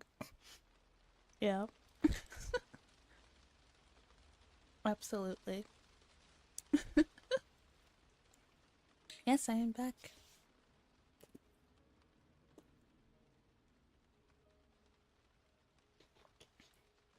Or rather, I'm Coelho. I'm not black. I'm not I am black. And I'm also Coelho.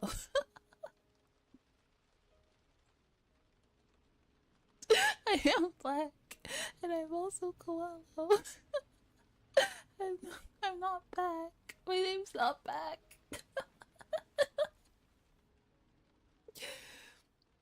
Eddie is in for a huge shock. That's crazy. I mean, he already says that I sound like a valley girl, so.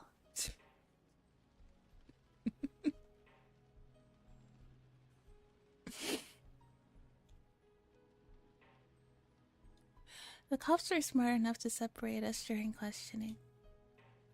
At least he didn't come to talk to me. His name was Satoshi-kun and nobody else.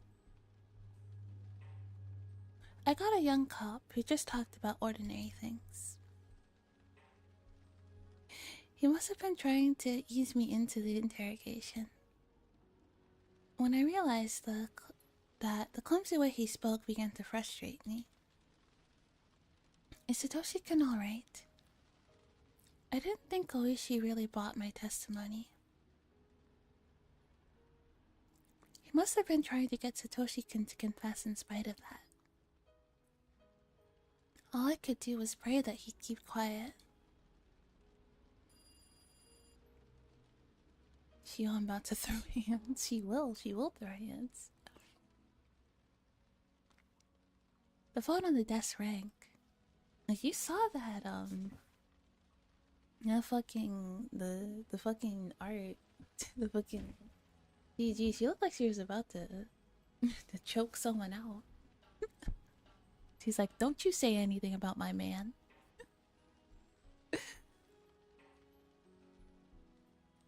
The phone on the desk rang, and the cop picked it up. This is Kumagai. What? All right. I understand. Right away. He hung up and told me somebody had to come to retrieve me. Looked like Satoshi-kun had to stay. Were they going to continue the interrogation just because he had nobody to pick him up? Although, maybe I should have been worrying more about myself. The hack had probably heard about me by now since I revealed my real identity to the police. I couldn't hide any longer. I was going to receive some sort of punishment. I had no idea what she'd end up doing to me. The degree of punishment for a traitor is always severe in the world of the Sonozakis.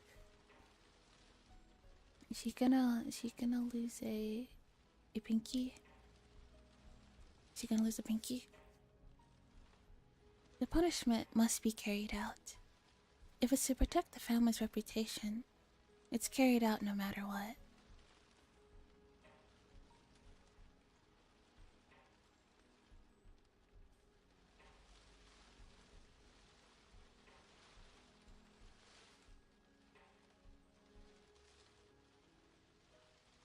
She's gonna do the worst possible thing and send her to Ohio. Like, okay. Oh, you thought St. Lucia was bad. Okay. Alright. Maybe I should kiss my pinky finger while I still can. I asked the young cop just in case. Hey.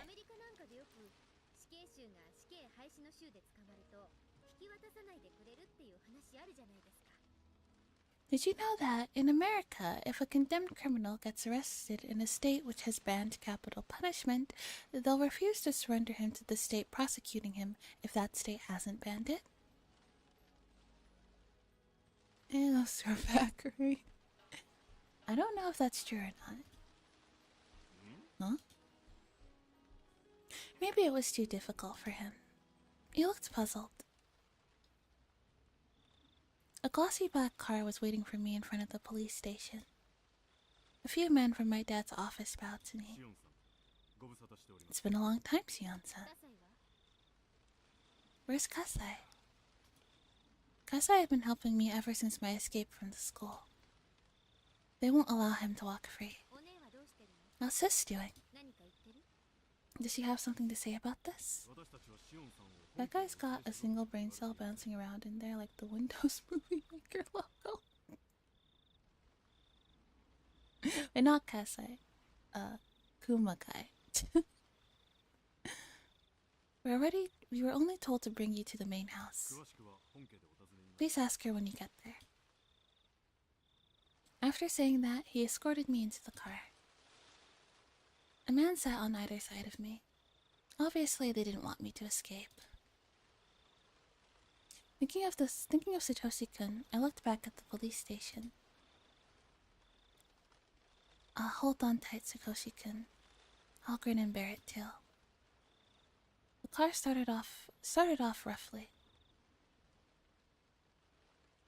It was never a good occasion when I went to this house, except when Mion and I were really small, oblivious of what the Sonozaki name meant for us.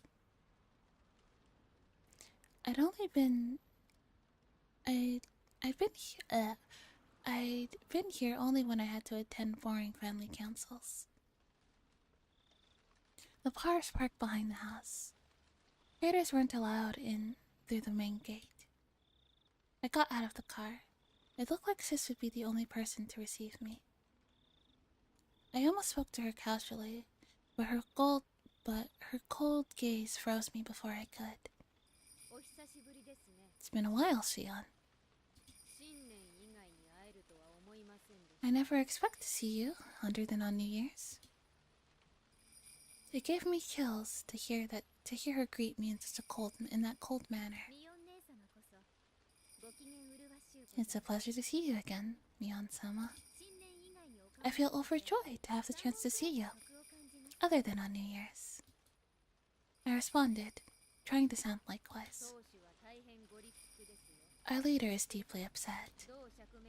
I wonder how you'll explain yourself. I mean, you were in on it too. I have nothing to explain. I had no excuse. I had escaped from the school solely because I couldn't stand it there. That was all. Shion, come this way. Everyone is waiting for you.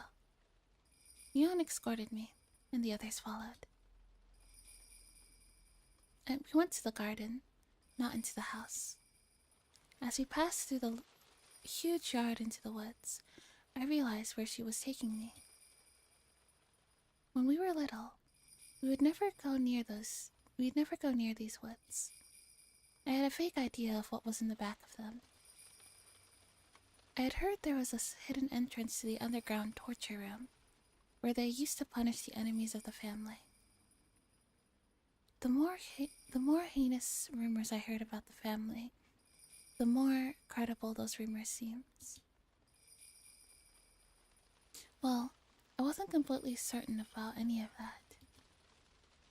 I'd never expected to see the torture room for myself. We came to a concave clearing in the middle of the woods. I saw a metal door at the bottom of it. The door reminded me of a bomb shelter. Not the Shonozaki family fun chamber. Oh god. They're taking her to the torture room, aren't they? So this is the underground torture room, huh? I was surprised to hear my own voice. My voice was trembling. It made me realize that I was more scared than I thought. Nobody answered my question. The very air felt tense. According to the family rules, one of the twins must be eliminated. Thank you for the head pat, Lazy Bird. Hi! Hello, welcome.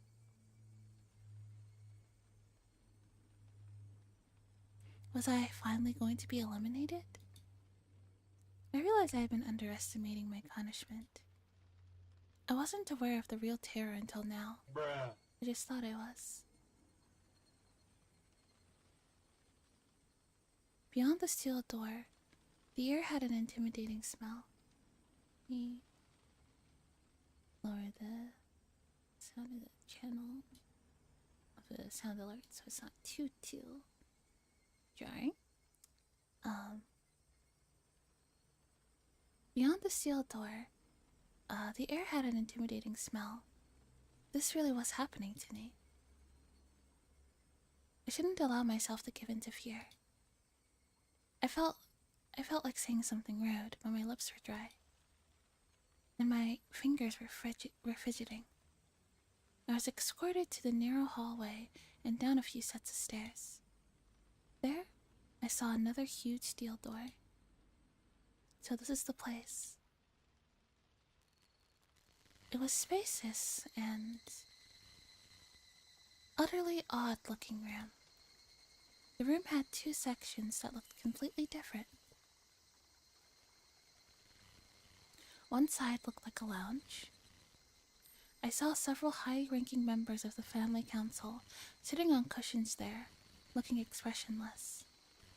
The other house was tilted, as if in a large public bath. It was already puzzling enough. And there were those things. To be honest, they had captured my attention from the moment I had arrived. I noticed them before I saw the lounge in tilted space. I just didn't want to accept that they existed. I couldn't stand straight. I almost dropped to my knees. But I couldn't. Two young men have been holding me by the arm since I got here. There were oddly shaped things hanging from the wall. I was just refusing to recognize what they were. I knew exactly what they were called. I see. I understand that those eerily shaped objects were torture devices from hell. There she is, the old bitch. Damned fool. How dare you return? The hag, sitting at the front of the lounge, intimidated me in a horrid voice. You know, the thing is, I know the reason why she wanted to live in Okinomiya, because that was where she grew up and she just wanted to live there. But had she moved to like a different city, she probably would have been fine. Like, she probably would have never known.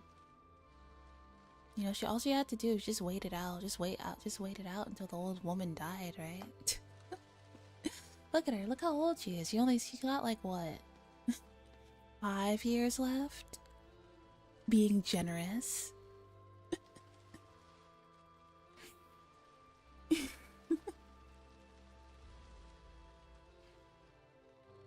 The hag sitting in front of the lounge intimidated me in a horrid voice. She kept cursing me for a little while. She'd live another 20 just out of spite. Absolutely.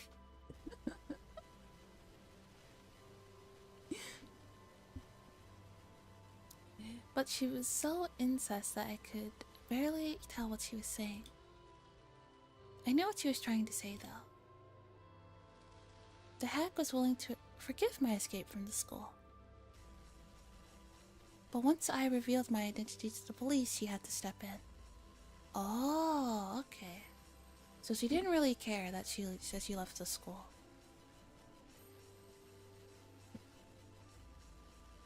And she was probably also aware that she was like running around pretending to be Mion on some days too.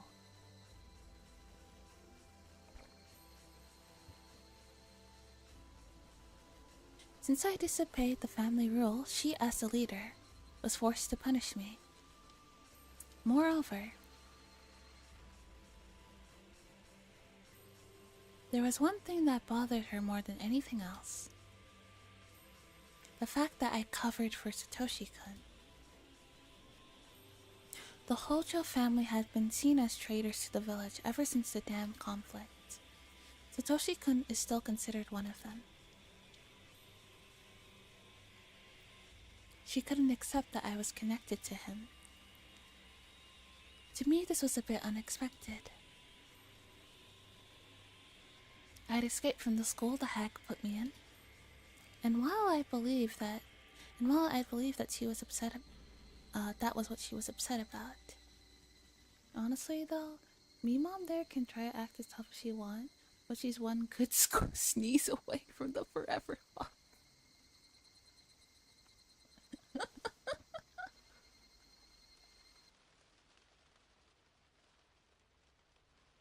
Hey, we're gonna treat you like garbage and barely allow you to exist, and then we're gonna get upset when you turn around and fall in love with somebody that we don't like. How dare you? Even though, as far as I'm concerned, you're not really a part of this family anyway.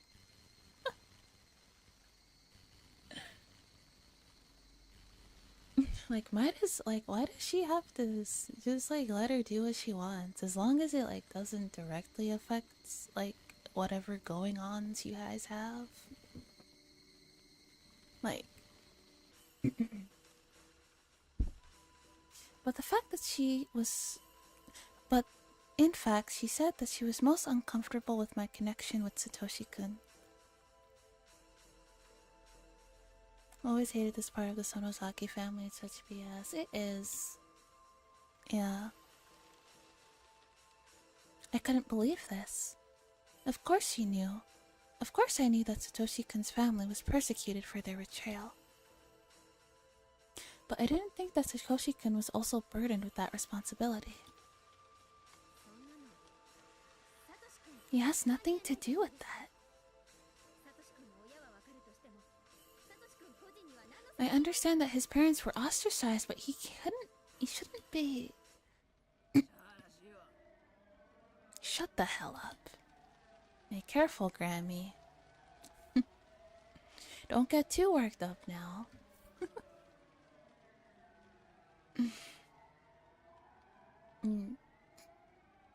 The hag interrupted me with a shout, which made me cower in fear. She continued slandering the Hojos and said that Satoshi-kun was a cursed child. I started feeling pissed off. I'm gonna watch her breathe. And I shouldn't get all worked up. I won't want to get all worked up and croak me, Mom. What did he do to deserve this? What was he being blamed for?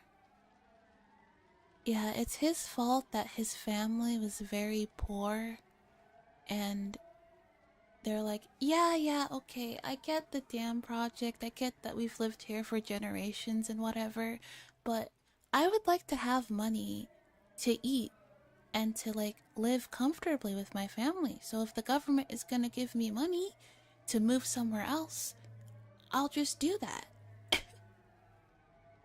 Is that really their fault? You know? If the town is such closely knit as they claim to be, why not just help the Hojo family so they wouldn't be tempted by the money anymore, you know? If anything, supporting the dam projects would have made them more poor, because they were soliciting donations and stuff to keep that shit going. So they decided it was in the best interest to not. It's sorry you wanted to not live in poverty forever. Well, too bad. You should have been content with your lot. Yeah. What the fuck? It was too late when I realized that I'd said that out loud. The hag looked furious, I'd obviously upset her. I decided to repeat myself to make it very clear how I felt. Oh no. What are you saying, you old hag? Everything you've spouted is nonsense. Huh? Who the hell do you think you're talking to? Shut the fuck up, let me finish. Oh, oh, oh, oh. Oh? Honestly, if she upsets her Mimo enough, she might croak from the blood pressure. Mayhaps. Yeah, old people like this. They can't be getting angry like this anymore. They can't. I shouted loudly to silence the hag. What the fuck do you know about Satoshi-kun? How could you talk about him like he's some pest when you don't know anything about him? I know how sweet he is. You don't like him because he's a hojo? How fucking stupid is that? Is even your brain archaic or what? You hate the fact that a Sonozaki is with a hojo that much? I like how in the beginning they get the curse, but the anime kind of tones it down a bit. Yeah. I feel like... Now, like, hear me out. Hear me out, okay? Don't get me wrong. The murder mystery stuff and all of that is really great. However, comma, I think, like, a fucking, like, what's it called? Like a love story with like Shion and Satoshi and like with all of that, like, could you imagine the drama? I'd eat that up. I was stuck inside with a tornado nearby. I hope you're okay, Madden. I'd eat that shit. I'd eat it up. The drama.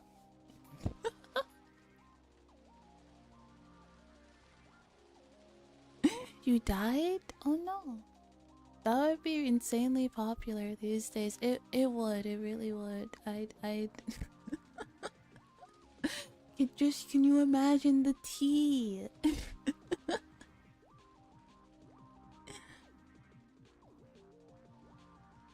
Power went out at the company hotel.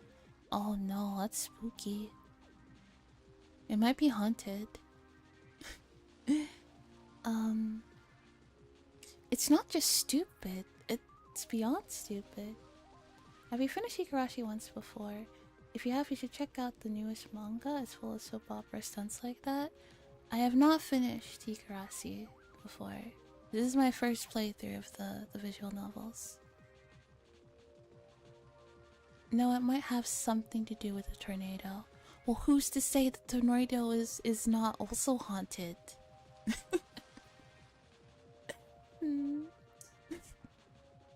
Who's to say that the tornado isn't haunted?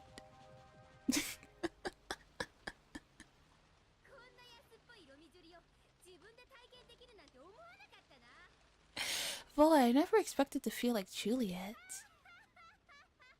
Yeah, I was just thinking it is like a Romeo and Juliet thing going on. My voice became hoarse from shouting. My face is messy with tears. Yes, the tornado is haunted. How did I not see the giant spinning ghosts? Exactly. What if the ghost teleported to the hotel to another dimension and it's not a real tornado? You finished? Check out the new manga. It's called Ray or something. I haven't read it myself. I know a few people have, and they said it's super melodramatic. Fuck yeah. I love that.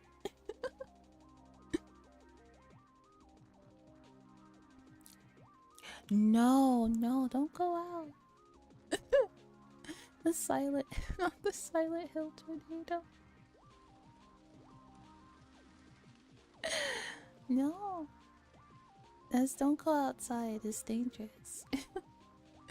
Even so, I didn't feel like putting a stop to my emotional explosion. I was all too aware that that I was doing this just to overwhelm my fear. 1v1 the tornado. The hack was glaring at me while breathing heavily.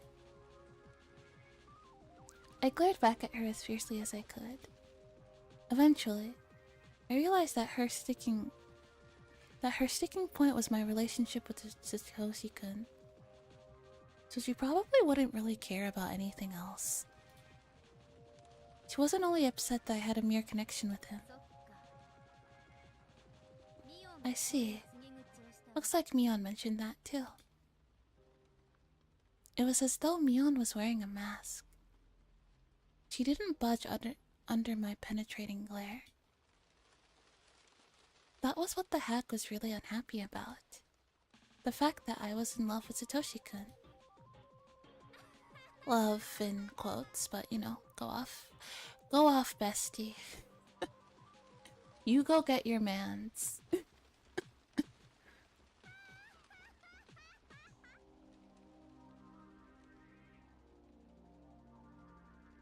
Honestly, I was always really disappointed in Mion here. Yeah. It does kind of feel like she kind of like... I understand that she had no choice, but it does kind of feel that she kind of like betrayed Shion and told the grandmother everything.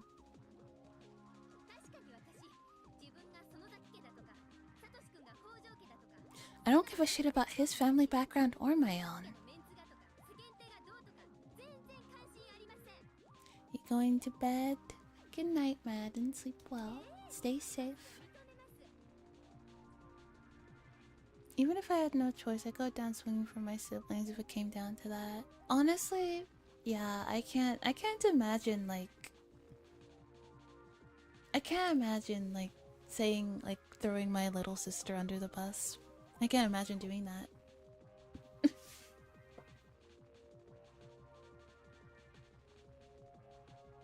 Like, I'd be like, fuck it, we'll go down together then. You know? Yeah, I'll admit that I'm in love with him. I love Satoshi Hojo-kun. I love him so much. Is that so wrong? Yes. Do you need a reason to love somebody? I could see the relatives shaking their heads in turmoil. Among them, I saw my mom. She must have been trying to protect me. But even she wouldn't look at me.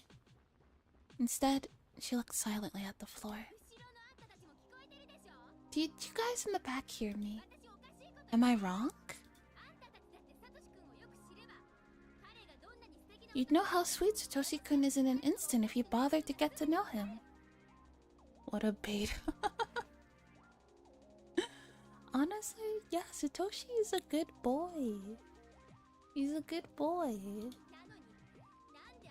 How can you put him down without... Mion held out a hand to silence me. Then she slowly walked in my direction. That is enough, Shion. I understand what you wanted to say.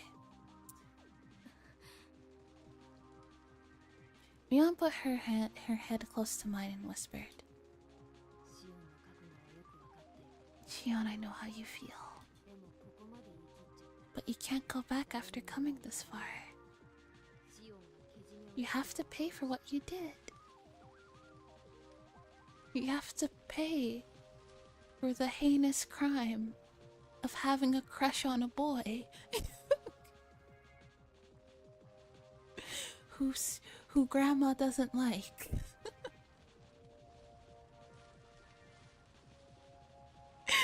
Do for this.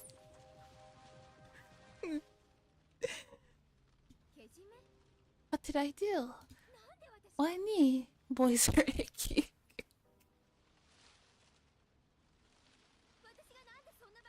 That's ridiculous.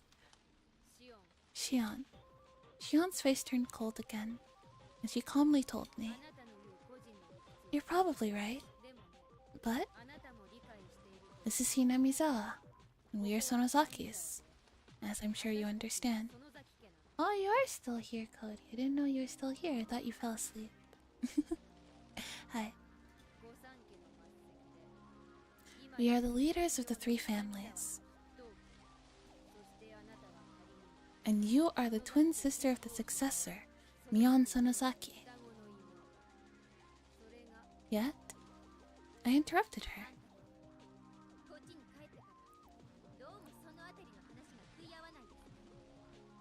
Yeah, we're Sonozaki, so we're just helpless slaves to custom and the whims of the racist Meemaw over here. Yeah.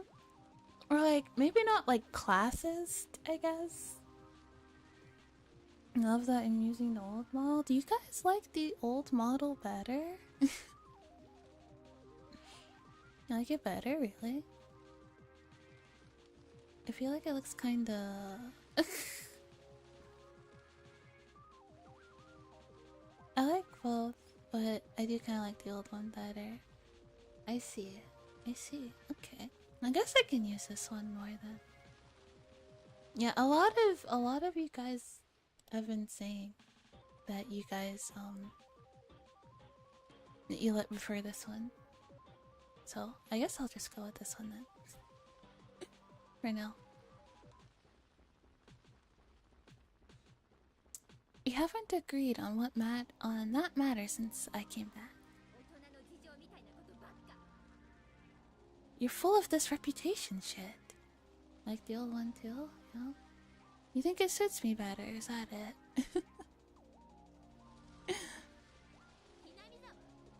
Hinamizawa? The Sonozakis? You like both models, yeah?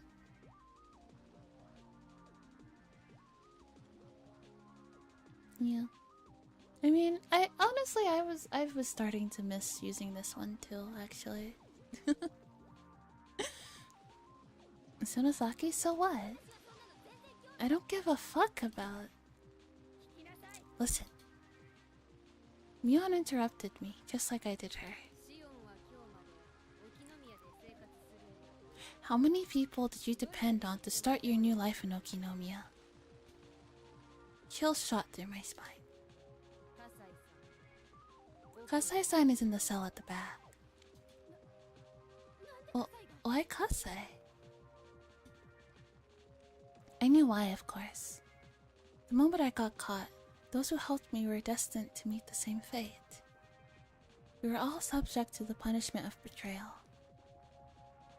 Maybe my punishment would be lighter than what they'd be going through. Kasai and Uncle Yashiro must have been treated much worse than this. Everybody who helped me was falling victim. I know that you're prepared for your punishment. But have you ever thought of the consequences that Kasai-san and Uncle Yashiro will have to face?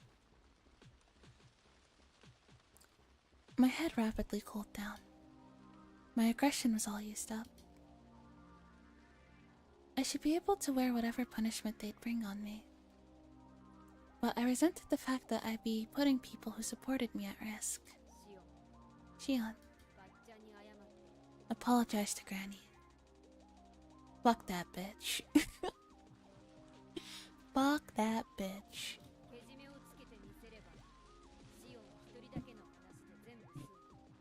If you do, the others won't have to suffer. Alright? But, Eon, did I really do something wrong? No. Was any of that my bad? The moment Mion learned that I wasn't willing to apologize, her expression turned cold again. Fuck my hag, I'm gonna do the gritty on her coffin.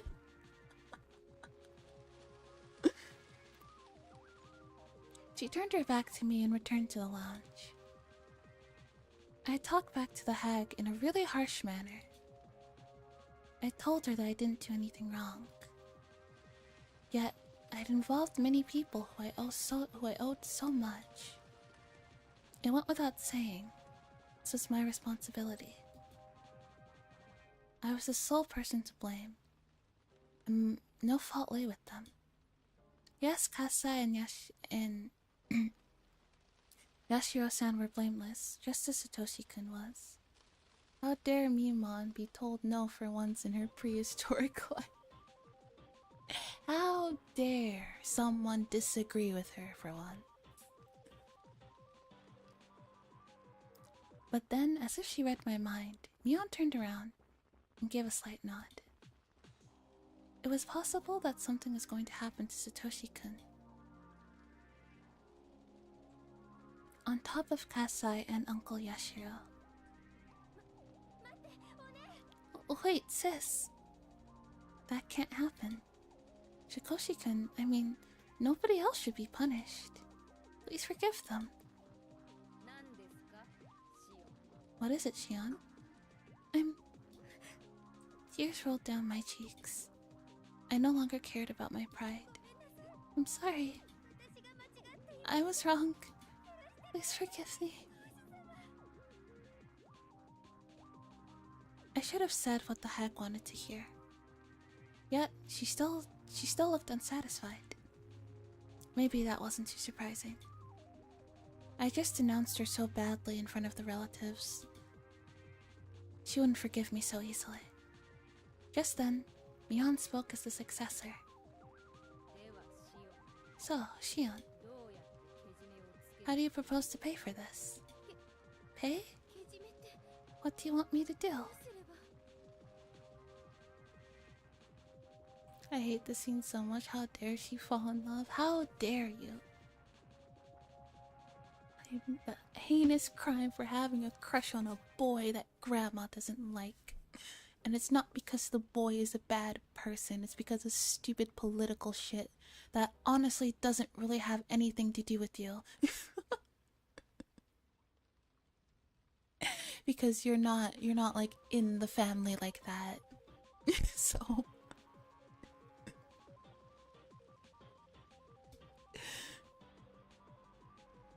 and also the damn project has been cancelled. Like, why are you still beefing with them? Like, it's fine.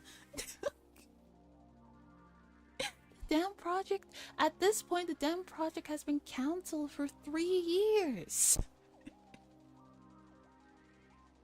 Let it go.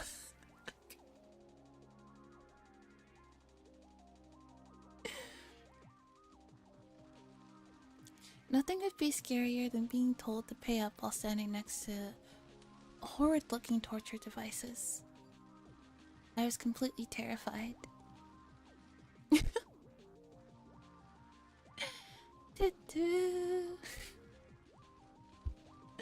Lightening the mood. I couldn't move from trembling. Mion saw that and whispered to her grandmother. The hag nodded. Mion summoned some young minions and gave them an order. They removed one of the torture devices hanging from the wall,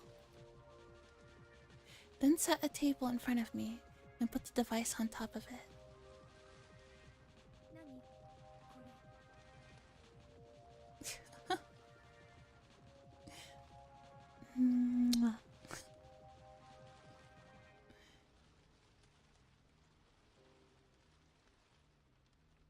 Quote, quaint, when someone should put you in a box floating down the river, Grandma. Absolutely, she's the worst. What is this? It's a tool for removing fingernails. Do you know how to use it? No way. I shook as I stared at the tool. It looked like a giant nail clipper. You probably...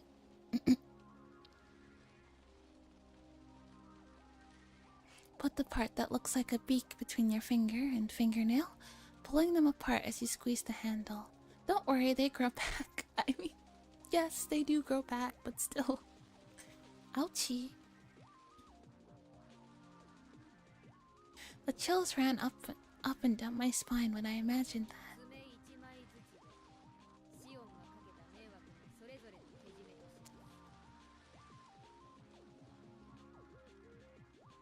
I guess that's more convenient than having to clip your fingernails slowly and take like 5 minutes, right? Yeah, your fingernails are getting too long, just rip them out. There, problem solved. Each fingernail represents one of your responsibilities. Shion Sonozaki. No matter which ones you choose, you must remove 3 fingernails yourself. It'll pop. 3? Well, at least it's not 10. 1 for Kasai, 1 for Uncle Yashiro, and the last one for Satoshi-kun. It was a fairly reasonable number. You will really not punish the others? Promise me. Please let them go if I do this. This is a punishment, not a negotiation. If you don't like the procedure, I'll do it. Just give me a second. I'm doing it. I put the device to my fingernail while shaking badly. If my fingernail was shorter, it would have been harder. The metal beak captured my little fingernail beautifully. Save yourself the hassle of nail care and remove them completely. 6-month guarantee.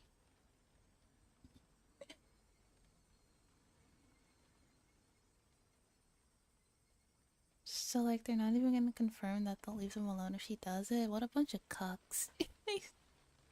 Right? Like, what the fuck? The subordinates then stabilized my left hand with a different restraining tool. It seemed reasonable because my finger would slip out if it weren't restrained like that. As the subordinates buckled up the letter straps, I realized that this was really happening, and there was no escape. Somewhere in my mind, I've been thinking that they might forgive me after just the gesture alone. I shouldn't have been so naive.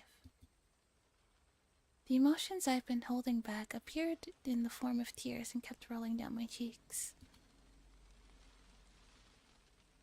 It was like my feelings were being squeezed out until the very last drip. Something even more horrifying followed this. It was the silence that awaited my next action. So, what should I do now? One of the subordinates pointed to the handle and told me to either squeeze it or hit it. He recommended the latter would be easier to make it click. Nobody said anything after that. There's nothing to hear but the sound of my sweat dripping onto the floor. The onlookers were staring at me silently, waiting for me to execute my punishment. Both the Hag and Mion. They were also anticipating it. I could refuse, but that meant I wouldn't be paying up. This punishment exists to offer payment in exchange for the safety of those who helped me. If I refused, they would suffer.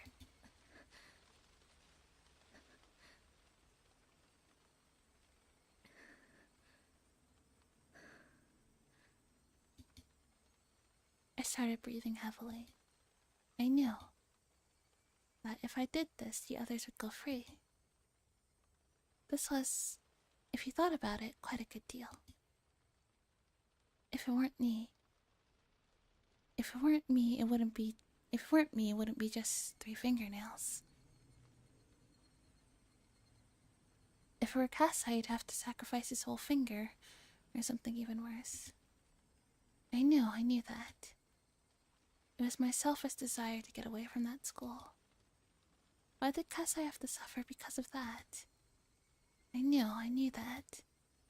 Why did Uncle Yashiro have to suffer because he provided me with a job?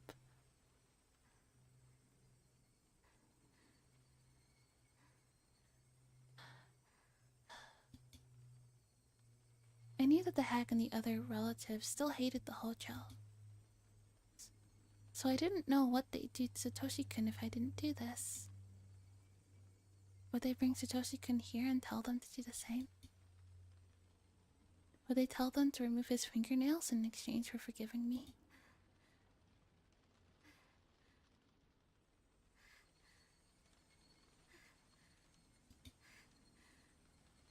He'd do it.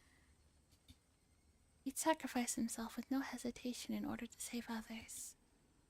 My sweat dripped onto the table through my nose. I'd do it, yes. It was only 3 fingernails. It might hurt a lot, but I wouldn't die. Fingernails would grow back. It wouldn't even leave a huge scar. I shouldn't be afraid. The punishment was minimal because it was me. If I refused to do this, the others would be punished more severely.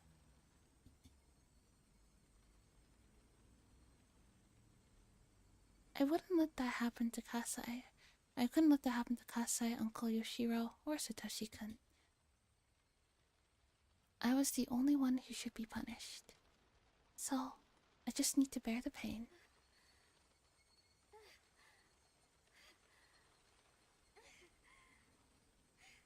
Oh god. I wasn't just breathing heavily anymore. I was also moaning faintly, ready to scream at any moment. That's right. Make it quick. This wasn't torture, so I didn't have to prolong the moment of pain. I should do it in one swift blow. That way my pain and fear would be minimized. I raised my right arm. Quickly. Pain would be lessened if I did it in one stroke. It'd be much more painful if I messed up.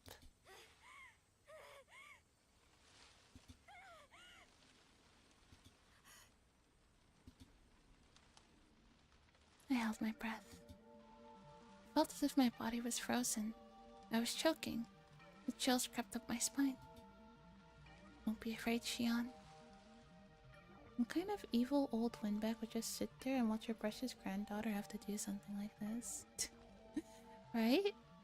But you know, it's because she had the audacity to be born second. Be the second born twin. I mean, most people are happy when twins are born. You know, when like twins are born safely. But she was like, nah, I'm about to choke a bitch out.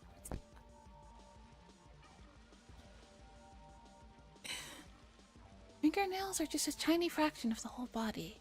Just 1 square centimeter. I could do this. I could bear this. I smashed my right hand into the handle of the device. I sensed the noise through my body instead of through my ears. At the same time, I felt a pain I'd never experienced before. A moment later, the pain pulsated with my heartbeat.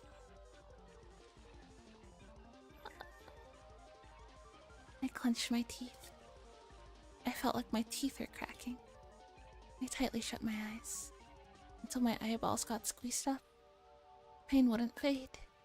Rather, it swelled with my blood pressure. I felt as though I was bloating like a balloon. Timidly, I opened my eyes. I found that my little finger wasn't really drenched in blood.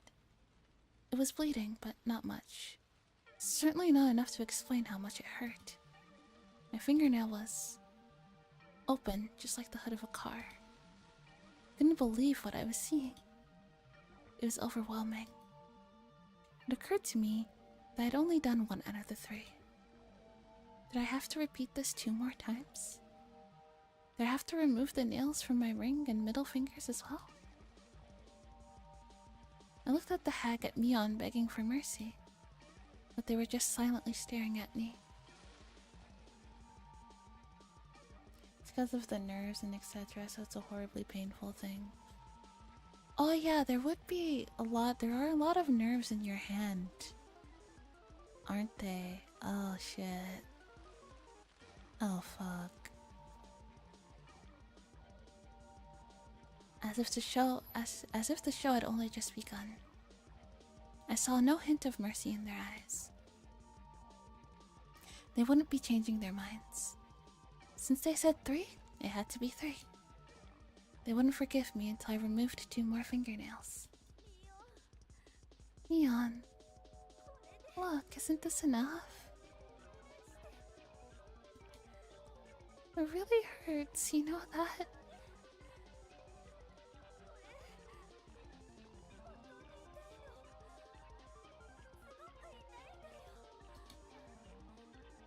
You see that in my eyes, don't you?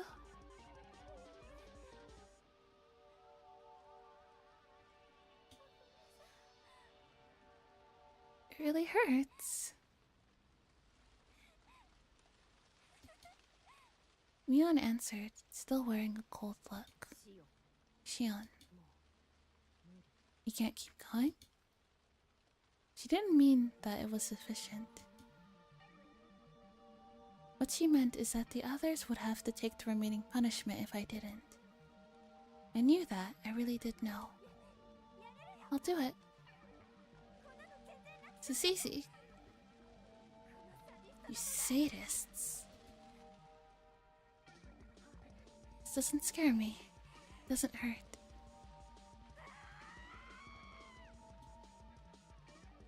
I quickly moved the metal beak and set it on my ring finger. I smacked it with no hesitation. Instead of making it quick, maybe I was just rushing out of fear. I'd messed up. The torture tool had clipped just the tip of my fingernail. Pain, however, was equal. I couldn't believe it only chipped it. Did I have to do it again?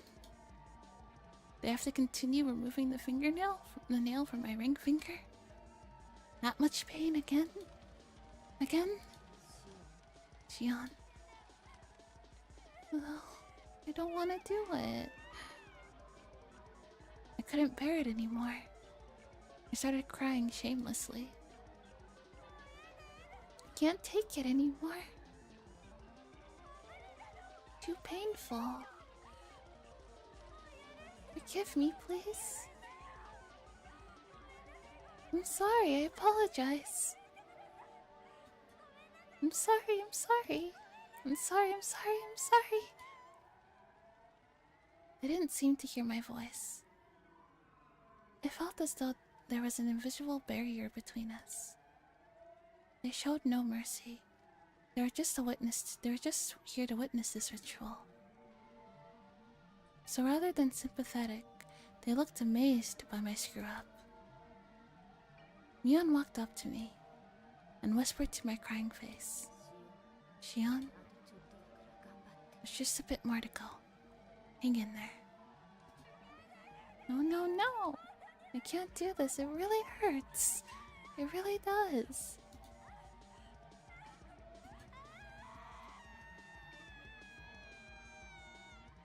Mion shook her head, then signaled the subordinates. They came from behind me. They covered my head with something like a knit cap. It was a blindfold. One of them pinned me in a Nelson hold, restricting my moles. Yeah, just 2 more nails before Grandma forgives you for the horrible, evil crime of falling in love. Yeah. How dare you? One of them pinned me in a Nelson hold, restricting my movement. No, stop it. No.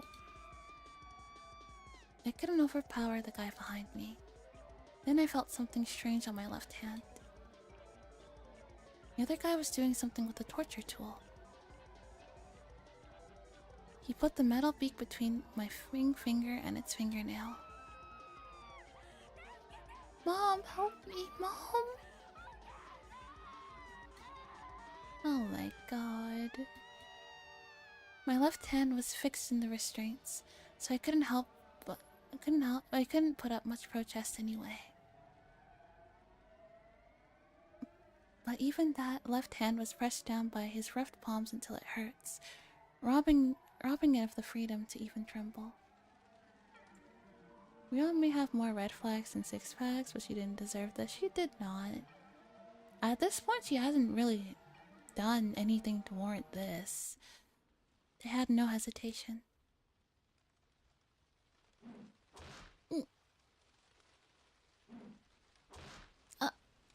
That's 3. It was made very clear to me how merciless people could be. Robbed of my vision, all I could do was clench my teeth against the pain assailing me. If there's anything I was thankful for,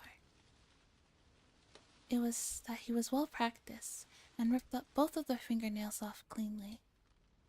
Pain and the screaming might induce neurotic chemicals to the brain.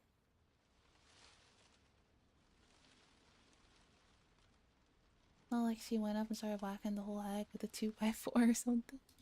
No, not at all. While screaming, I started losing consciousness.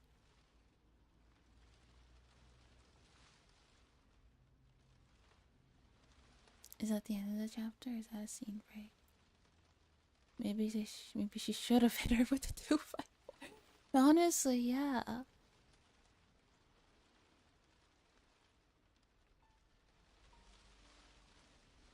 What did I get myself into? To the wonderful world of Hinamizawa. Strap in.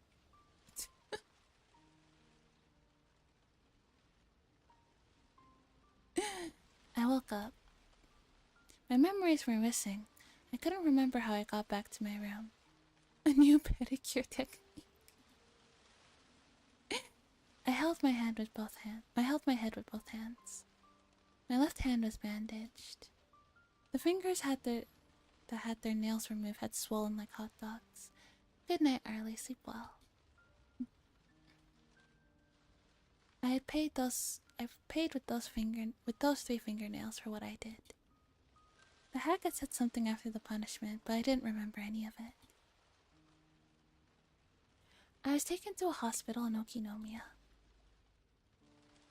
The car shook on the way, adding extra pain on top of what I had already felt. Somebody gave me some aspirin. I think you'll need a lot more than aspirin. They work just like they said on TV.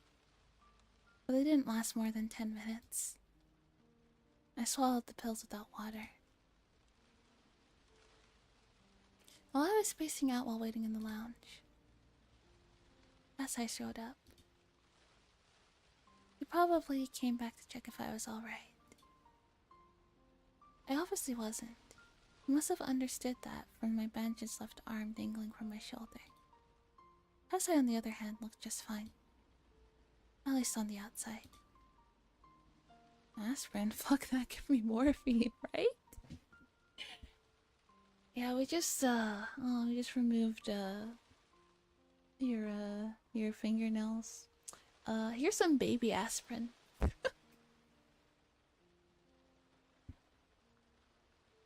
That'll do it.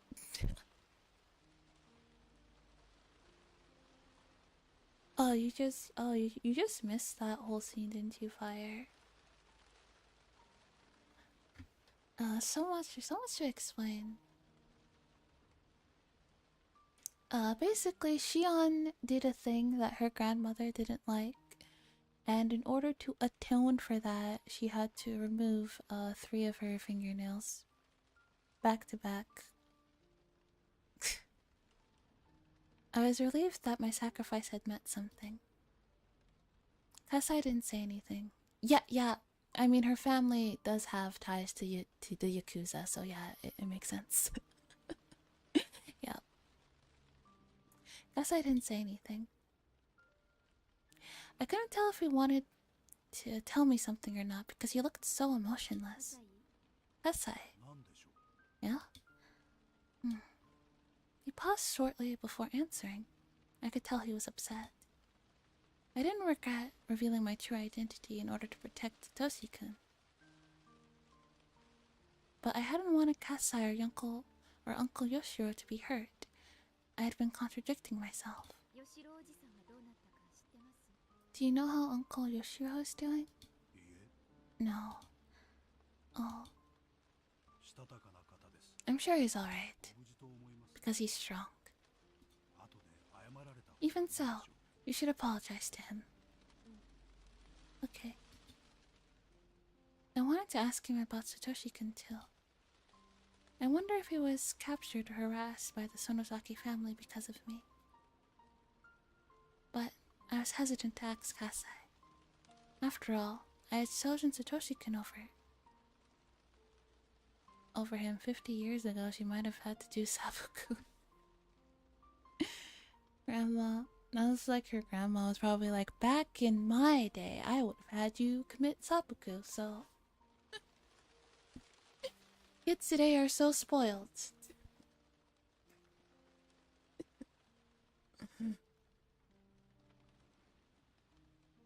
Me mod to seppuku. Was Satoshi-kun alright? I hoped he wouldn't get caught or incarcerated somewhere. I paid the hospital bill and Kasai gave me a ride home. I finally realized that somebody was knocking on my door.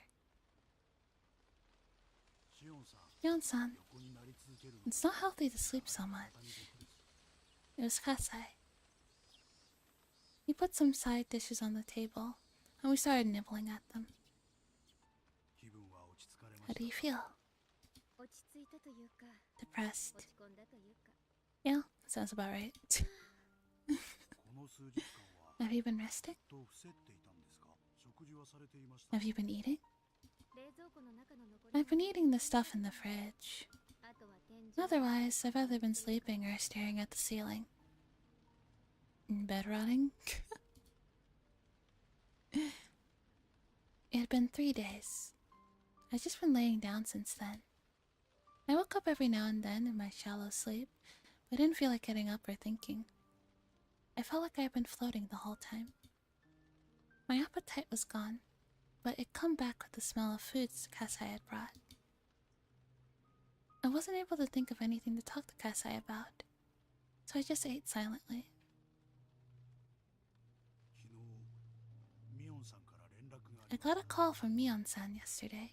す。シオンさんの部屋に何度か She was saying that she called you a few times, but never got through. The moment I heard Mion's name, I felt my wounds throb. I couldn't stop, but I didn't stop Kasai, who continued. 園崎本家としては、 Because he paid up, ご自分で決 the め family decided to close the matter. これで決着とする。あの学園には退学届。 He will officially withdraw from the academy シオンさんは and transfer to a school in Okinomiya. 園崎シオンの人権が。 They're finally acknowledging my right to make my own decisions, huh? そうですね。 Indeed. 今後は園崎シオン They said you could live at yourself now, 構わないそうです。 under a few conditions. ですが、みだりに You will stay away from Hinamizawa. 園崎ミオンを語ら You won't pretend to be Mion Sonozaki.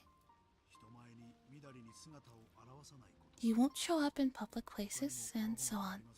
This means 存在を認めてやるから、本家に目立つようなことは二度 in exchange for acknowledging me, they don't want me to hang around. そういうことになり That's correct. もちろん永続的 Of course, it is only temporary ほとぼりが冷める until things cool down. ということです。 Are you telling me that Grandma is still mad at her? 具体的にいつまでという There's no such duration, ありませんが、 but I think you should stay inconspicuous until at least the end of the year. 立たない生活を送られた方がよろしいかと思います。私は沖宮でひっそり暮らすだけで十分です。 It'd be good enough to just live in Okinomiya quietly, もともとこれまでだってそうしてく the れ way it was before.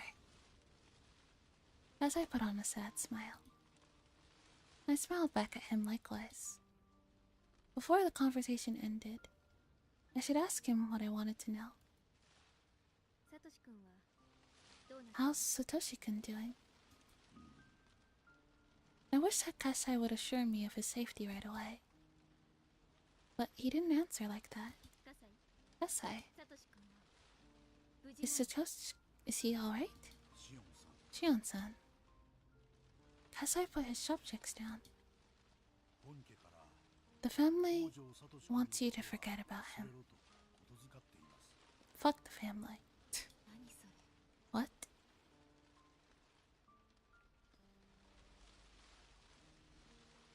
Oh, how merciful. It took us a bit of torture. Now she's able to live her own life as long as she's not seen in public. Honestly, I kind of understand why she eventually goes insane. Honestly, reasonable crash out.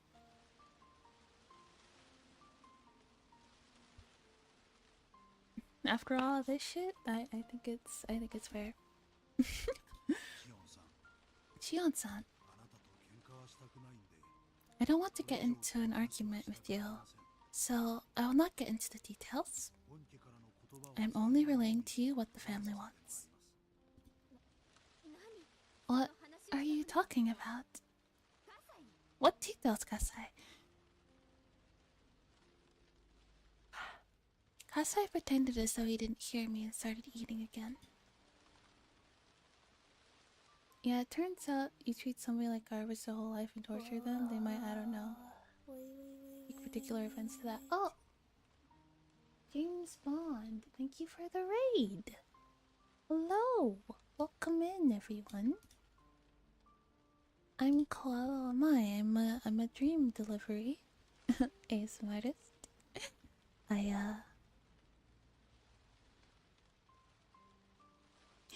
I'm still in the works of like with my debut and everything. Thanks for the head pat. I do a lot of ASMR type content. I like to do readings of visual novels like this. And we play a lot of games, a lot of JRPGs and stuff. Yeah. Well, not just JRPGs. We play pretty much anything. How are you in current? Thank you for the shout out. Thank you for the raid. Thanks for sharing your community with me. That I'll take care of them. While you rest. But yeah. Currently we're reading the Higurashi visual novels. Love the avatar. Thank you. This is just a placeholder for my this is what this is my final form.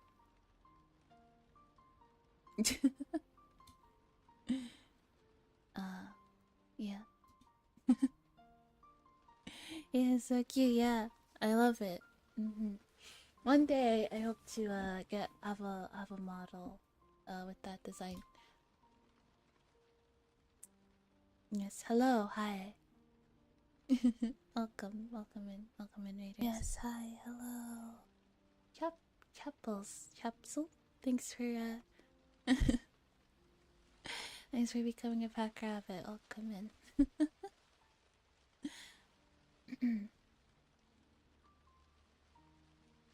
Alright.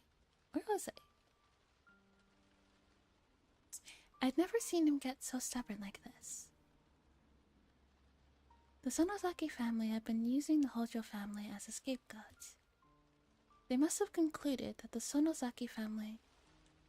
Sonosaki shouldn't be in love with a Hojo. I didn't like that. Satoko is a friend of Mion's at school. Would it be okay if Satoshi and I were the same gender? Anyway, if I did something conspicuous again, they might do something to him for real. Just like they forced me to remove my own fingernails. The Sonosaki family wouldn't hesitate. They'd torture him if need be. Maybe if I really loved him, I should stay away. Mikoshi-kun won't show up in Okinomiya. Unless he rejoins the Hinamizawa fighters. I'd have to pretend to be Mion if I wanted to go to Hinamizawa. What a lovely family. Yeah, definitely nice, warm, fuzzy family for sure. But I didn't think she'd cooperate with me. Even if she did, it it'd be it'd be some time down the road. Even if they told me not to see him. I already had no means of doing that again. Oh, wait. Mion gave me his number a little while ago. I could call him. Maybe ask to meet him with him secretly. But if I got caught again, they wouldn't cut me any slack. Should I risk it? What the hell did I even want from Satoshi-kun? I think more head pats. You seem to like that. Kasai, can I be alone for a moment? Kasai started putting away his food in a rush, assuming that I wanted him to leave. Oh, no, that's not what I meant. Take your time and finish your food. I just want to take a walk. 私もシオンさんと一緒に出ないとこの部屋に鍵がか You けら can't れま lock this place up if I don't step out with you. Kasai quickly put away his meal and followed me out. Just to be clear, I'm not going to see Satoshi-kun, alright? わかりました I see. I turned around and started walking. Never meet a group of people who did so much to deserve what happened to them before. The Sonosaki family had the audacity to be shocked for snapping. Sonosaki family abuses Shion for her entire life. Shion snaps and destroys everything. Sonosaki family. Surprised Pikachu face. My destination was rather pathetic. It was the toy store that sold that giant teddy bear.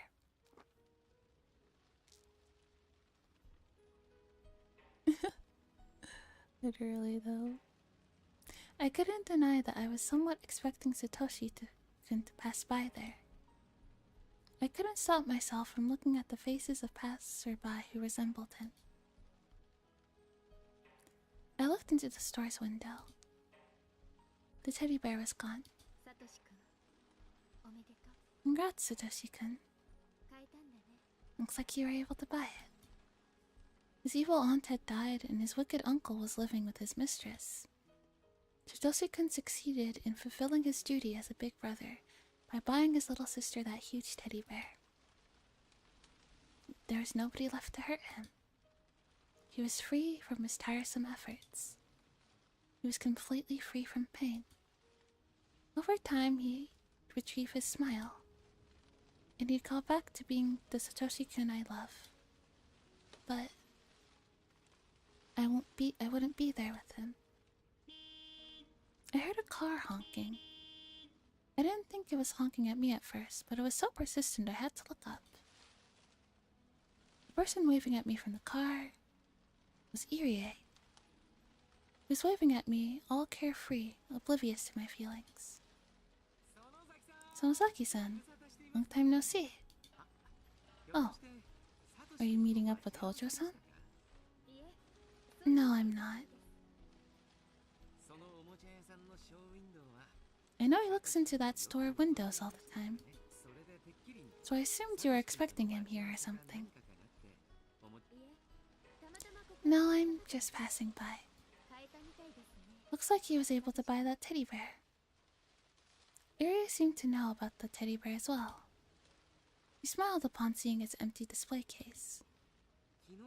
Yesterday was Satoko-chan's birthday. He must have celebrated it with that teddy bear. じゃあもうサトシ君は He doesn't have to work so hard anymore, huh? いいわけですね Indeed. サトシ君って Did he その turn in his resignation to the Hinamizawa fighters? 退部届とか出して Oh, does that even exist? I've never received one. Did you, Sonosaki-san? No, I didn't. So that means he still belongs to the team. I think he'll be back after things have settled down. But I know he'll be sad if he doesn't see you there. Yurie teased me. He's a grown-up after all. He must have been trying to sound optimistic because he knew I was feeling a bit down. You can come back to the team anytime you want. It might as well be empty without you. I'm thinking of providing you with a maid costume once you come. I burst into laughter. Yurie's face hasn't changed. Oh, I almost forgot. I can tell you my name now. Sorry, coach. I was lying about my identity.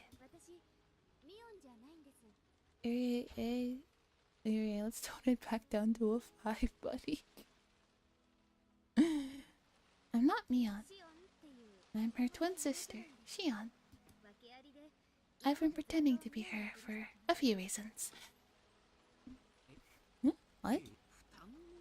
You're Mion-san's twin sister? He was totally taken aback. I burst into laughter again. Yes. I'm Shion Sonozaki. I'm forced to live quietly because my grandmother hates me though. I never realized that Mion had a twin sister.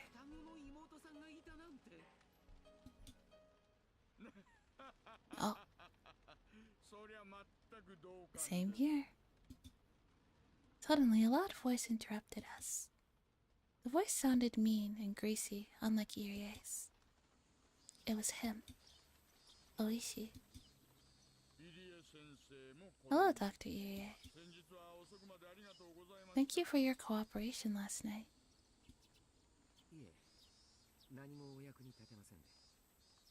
Don't mention it. I wasn't of much help.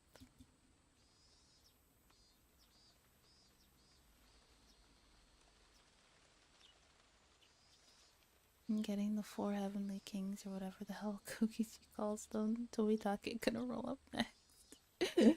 Yeah, the boys are getting together. They're just going through the motions. It was obvious that they hated each other. Irie whispered to me, I'm leaving now. Do you want to get in my car? I can drive you home. Irie figured that Oishi was after me. So it was my chance to slip away. Except place the boys are back in town. Looking at Oishi's face, it was clear that his focus was on me, not Irie. He probably intended to interrogate me until my testimony broke. Hello, head mod, here I behave worse than anyone else. Yeah, I know.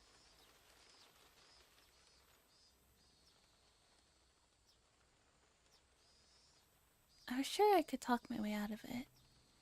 But it'd just be a waste of time. Alright, coach. Let's get going. Oh, you two going somewhere together? Yes. We're on our way to get some stuff for the team. We have to drop by a few places, so will you excuse us? Yurie bowed. I followed suit. I had to admire how good he was at lying. He's a grown-up after all. Oishi seemed to know it was a lie. But he didn't have a warrant, so he couldn't stop us. I moved to get into Irie's car. How are your wounds? Shion Sonozaki-san. How do you know about that? I gasped when I heard that. My left hand was bandaged. It was unsightly, so I had kept it in my pocket. There was no way Oishi could have been able to see it. They'll heal with no problems if they don't get infected.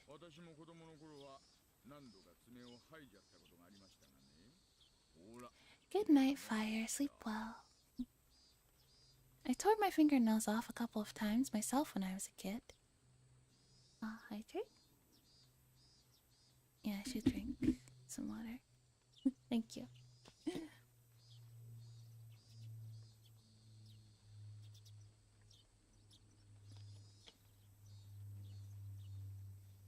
Thank you for subscribing. Mwah. 14 months is pretty cool. My contribution to the channel is my shining presence. Bask in my glorious radiance.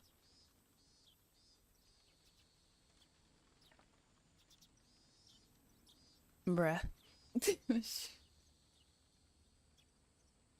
Bruh, go away. And thanks for resubscribing though. Mr. Delicious always knows how to dig that wound in, huh? Absolutely. They'll heal with no problems if they don't get infected. I tore my fingernails off a few times as a kid, but look, they look beautiful now, don't they? Ah! Fuck.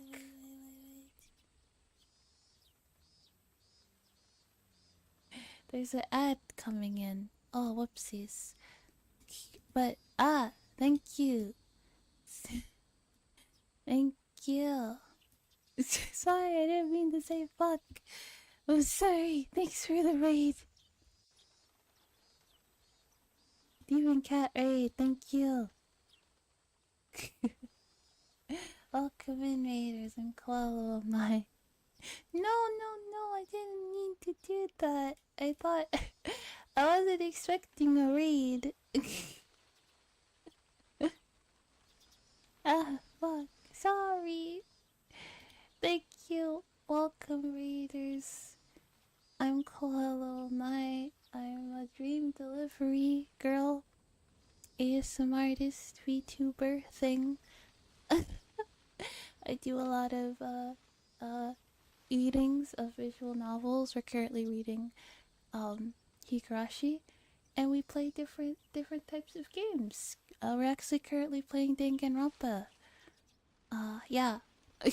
Welcome. Honestly, I can't make us read it and goes fuck. Yeah, if you like that kind of cozy stuff, I'm your girl. Thank you so much for the raid. Thanks for sharing your community with me. I appreciate it a lot. Hello. Hello, Crip. Hello, Crip. Kypro? Kypro. Hi. Welcome. Oh yeah, the popping sound.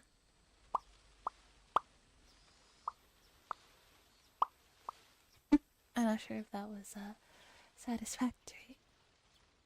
Cypro. Okay, Cypro. Thank you. Hi. Welcome. Okay. I didn't mean to like I'm sorry, I didn't mean to say fuck when you guys keep it. Oopsies. I hope you guys get cozy. Enjoy the stream. They heal with no problems if I reread that. I read that like 3 times.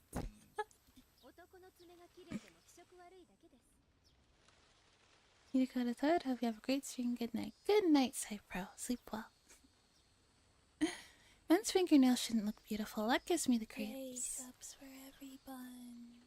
Oh, thank you. Thanks for the gifted sub. I appreciate it. Thank you.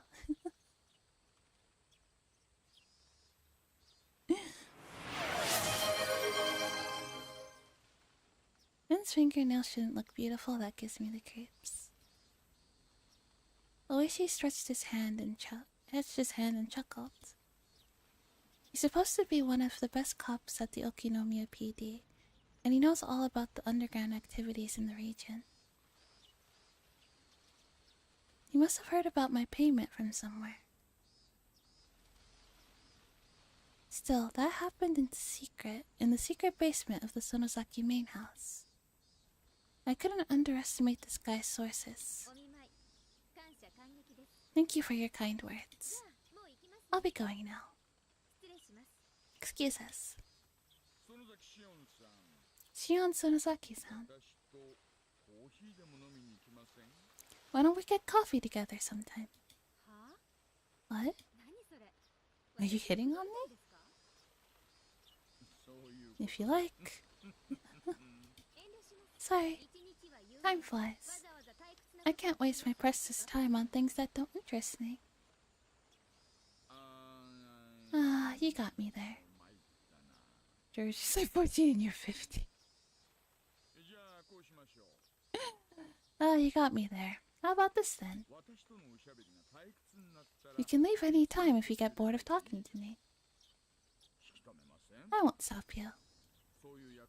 How does that sound? あんたが喋るのは勝手ですが I don't mind you talking, but I won't talk back. それをおしゃべりと呼べるかは I thought you could call that a conversation. Yes, that'd be fine. You can just listen, and I'll talk. You can just listen to an old man ramble while sipping on a cup of coffee. He was being strangely persistent. It didn't look like he was trying to poke a hole in my statement. What would he even talk about? I got a bit curious even though I was still skeptical. 監督 Coach, すみません I think I'll go with the old man instead. おじさまとデートに行こうと思います I mean, Shion-san?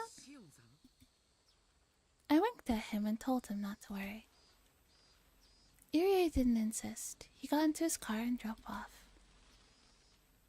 Oishi backed his car up so I could get in. I hopped in the back seat since I didn't want to sit next to him. 本当に喫茶店に行くの Are we really going to a cafe? If you could direct me to one with no connection to your family, that'd be great. それなら勝手に連行でも何でもすればいい Why don't you just take me to the station then? Oishi carefully checked for oncoming traffic, then started driving.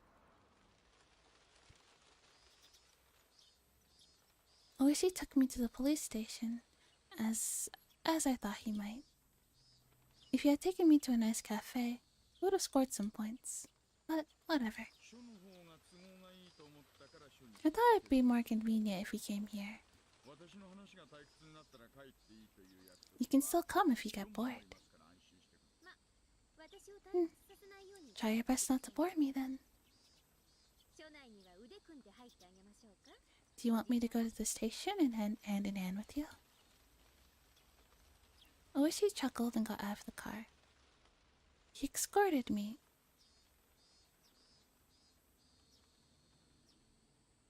He escorted me inside the station. I thought he'd take me to an interrogation room, but instead he took me to an office of the investigation division. Officers in both suits and uniforms were working at their desks, answering their phones. There was a desk with a plate that said "Section Manager," and nearby there were couches and a table. Oishi told me to sit on the couch and started making some instant coffee. I've never been to this part of the police station. I looked around in curiosity. Did you think I'd take you to an interrogation room? Oishi brought over a tray with coffee cups on it. 想像してたより才能が良くて驚いてます You're treating me better than I expected. 三角木馬くらいは覚悟してたのに I thought you'd whip me or something. Nah, he's not your grandma. He's not gonna torture you. My tastes don't run that way. で So? おしゃべりを聞かせてく I れた thought you wanted to talk. Alright, I'll cut to the chase. Are you in love with Satoshi Hojo-san? はあ What? 速攻退屈なん It's て getting boring already. I'm going home. Okay, please forget that. Oishi must have known why I had to remove my fingernails. He wasn't trying to confirm that I liked Satoshi-kun. He was really saying that he knew already. サトシ君の事件当日に I already asked I already talked to Detective Kuma guy about Satoshi-kun's alibi that day. Of course. I read Kuma guy's report. I know you were with him. I'll just repeat the same statement no matter how many times you ask. Don't think you can poke holes in it. No, that's not what I want. You're a smart person. I know that won't work for you. I wonder what you're after. You're wasting your time if you want information on Satoshi-kun.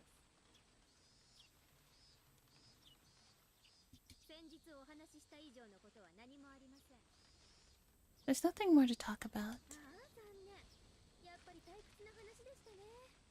This is boring me after all. I'm going home, since that was our agreement. Excuse me.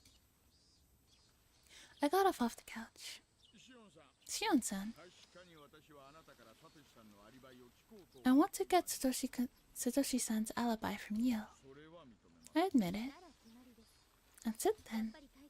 It's boring. I'm going home. I turned around and started walking. Oishi didn't get anxious, but instead spoke a little louder. But Shion-san, what I want to ask you is about his alibi for yesterday. Not the day of the murder. His alibi for yesterday? Why? I've been bed rotting for 3 days. I don't have. Probably isn't a fashion statement. Yeah. Why? What does that have to do with his aunt's death? It's because Satoshi-kun has been missing since then. What? Didn't you know that he went missing? No, I've been bed rotting. I couldn't say anything, but my expression answered Oishi's question right away. What's going on? Missing what? Why don't you take a seat? What do you mean Satoshi-kun has gone missing? What the hell? We only know one thing for sure. We withdrew all of his savings at an ATM at the Okinomiya post office before 3 p.m. yesterday. We don't know his whereabouts after that. I knew why he withdrew that money. He wanted to buy Satoko's birthday present. Yes, he definitely bought that teddy bear yesterday. This is just my guess. But I think he skipped town with that money. Man skips town to go to Hawaii. Maybe not Hawaii. That's a bit too far. You mean he used the money to run away? That's stupid. He was going to buy Satoko a birthday present. He bought a big expensive teddy bear from that toy store. He'd never use that money to skip town. Yes, the most expensive teddy bear in that toy store was sold. But we can't confirm that it was Satoshi-kun who bought it. Why don't you ask the clerk? Satoshi-kun and I reserved that teddy bear together. Oh, I had a bad feeling.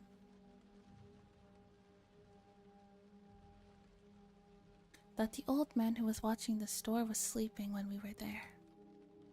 He looked very senile.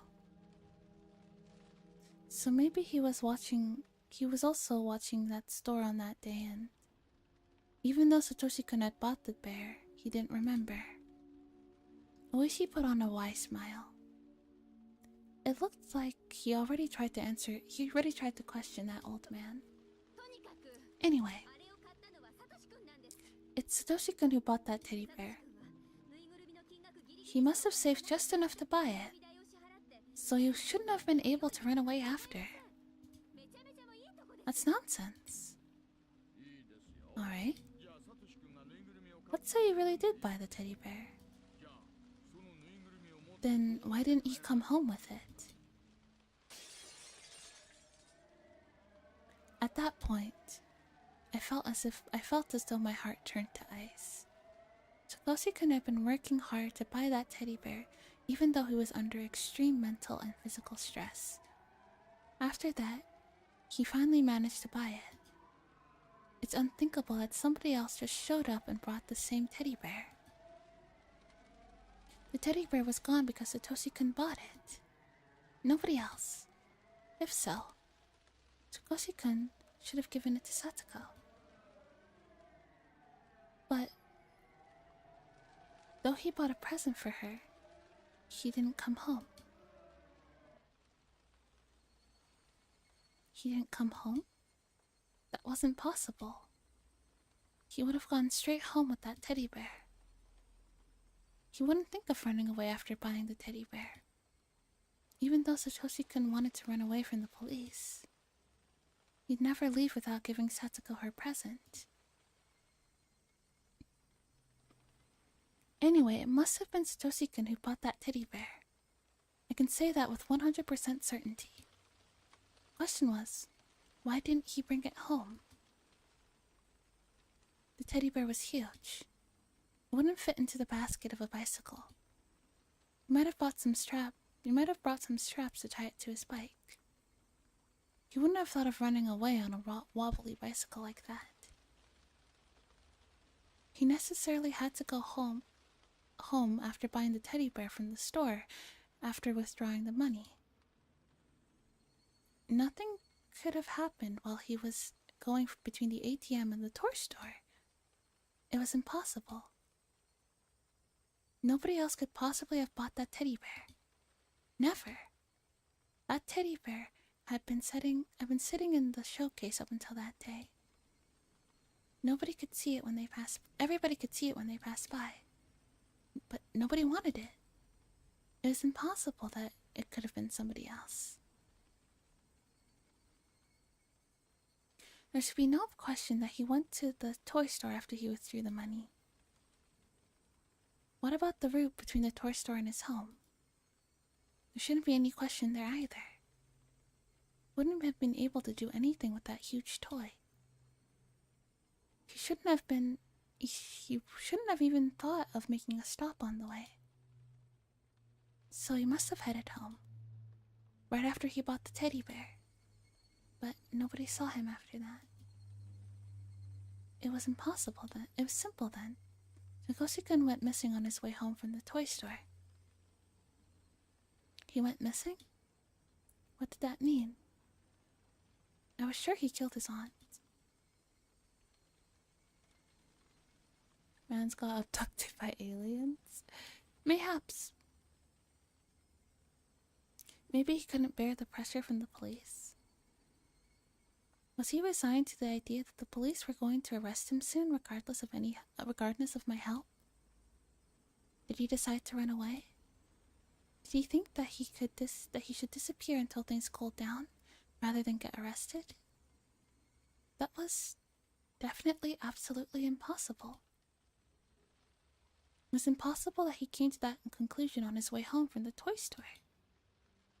Even if he did, he would have waited until he gave Satsuko her birthday present. Sagoshi-kun loved Satsuko. He shouldn't have spoiled her like that, but anyway, he always tried to be a good brother to her. So he'd never disappear before going home. I felt as though the ice cutting through my throat, cutting through my heart, as though the ice was cutting through my heart, expanding the frost. If Sagoshi-kun didn't disappear by his own will, the answer was simple.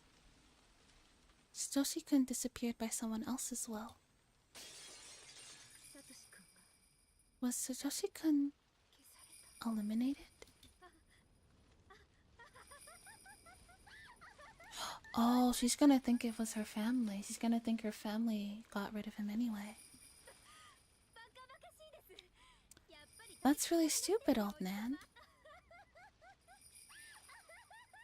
I thought I could shake off the frost in my heart if I laughed loudly enough. I kept laughing until it happened. I kept laughing and laughing. All the cops in the room stared at me. They thought I had gone crazy. I didn't care what they thought. I kept laughing until it turned into a cough. I mean, Kasai did tell her that the main family said to forget about that boy. Yeah. It definitely sounds like they,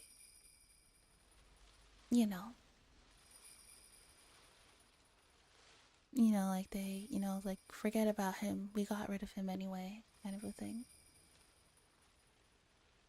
I think,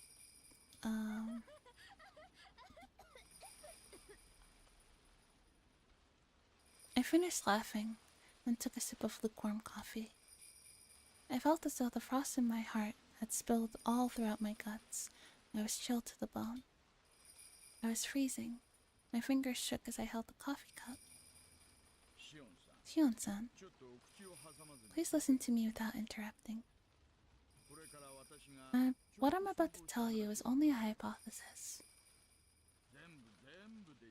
It's all just a theory. A game theory. You might start laughing in the middle because it may sound ridiculous. But I want you to hear me out. Can you do that? Whatever.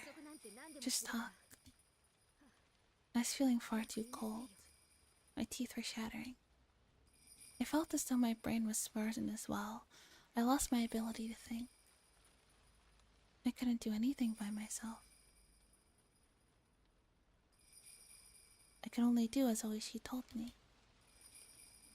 What he was going to tell me might be the worst possible theory, but I had to listen to it. I know that Sakoshi-kun's and Satoko-san's aunt was abusing them, especially Satoko-san. In my opinion, it's normal that Satoshi-kun started thinking about murdering his aunt, because he was just a human being. I had to deny that Satoshi-kun murdered her. But what Oishi was saying was true. I couldn't deny his hypothesis right away. I just kept silent. It is only a hypothesis, alright? Please don't be upset. And no interruptions. Agreed? I know. Just go on.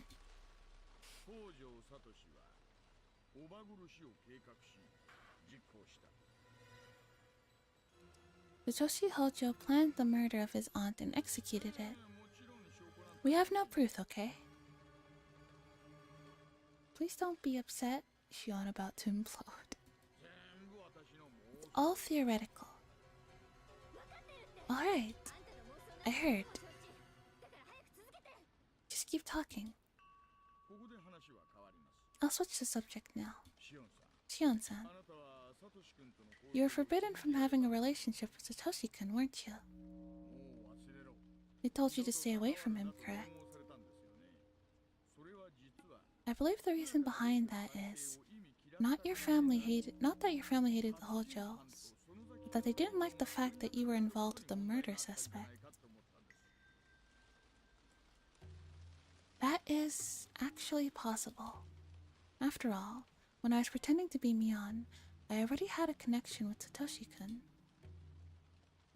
But before anyone knew it was Shion who was spending time around him. I could have been accused when I was helping out the Hinamizawa's fighters if the relationship between the Hojos and the Sonosakis was the problem.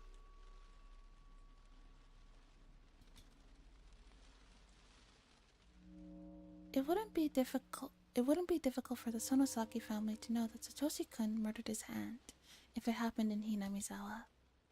Maybe one of them even saw the murder. The Sonosaki family didn't like that I was in love with the murderer. They decided to step in. Plausible. Doesn't make anything that happened after... Doesn't make anything they did, like... fair, though. Or, like, reasonable. Also, you're known not to give up easily, aren't you? Which means even if the Sonosaki family threatened you or ripped off your nails, you still wouldn't cut ties with Satoshi-kun, could you? I couldn't deny that. I've lost most of my means to access Hinamizawa, so my ties to Satoshi-kun. You fell in love with the murderer, so we're gonna delete your nails. Okay, okay, good talk. Like, bruh. Bruh. Come on. And it's like, the thing is, it's not like because they're worried about her safety, right? It's entirely because of their reputation. It's because her being in love with a murderer makes them look bad. That's why they don't want it. Not because of, like, they're worried that she would get hurt or anything. They don't give two shits. My ties to Satoshi-kun were essentially cut, true. But I still knew Satoshi-kun's phone number, and I expected him to rejoin the Hinamizawa fighters eventually. Yeah, they're solely focused on objects, not because they care, yeah. I believe your family knew that a few threats would never be enough for you to break ties with Satoshi-kun. They could threaten you all they liked to no avail. So their only option could be to do something about the other person, wouldn't it? Do you mean do something? What did they do? What? What? If threatening me was useless, then they'd do something about Satoshi-kun. What would they have done? They are Yakuza. They are. They have ties to that. If they want to, they can absolutely make someone disappear. If they don't, if they want, they can absolutely do that. If they pulled something, then wouldn't that interrupt his path from the toy store to home? Toy store to home. Toy store to X to home. What's X? What is X? X marks the spot where his path was interrupted. But what interrupted it? Why couldn't Satoshi-kun make it home from the toy store if something interrupted him? Why? What's X? X? I ran out of air, became dizzy, then collapsed. The floor felt cold. I felt no pain. I had fallen to the floor like a plastic doll. Uishi and some others rushed over to me and helped me up. Calm down, Shion-san. We're not certain that Satoshi-kun was killed yet. You're not certain he was killed?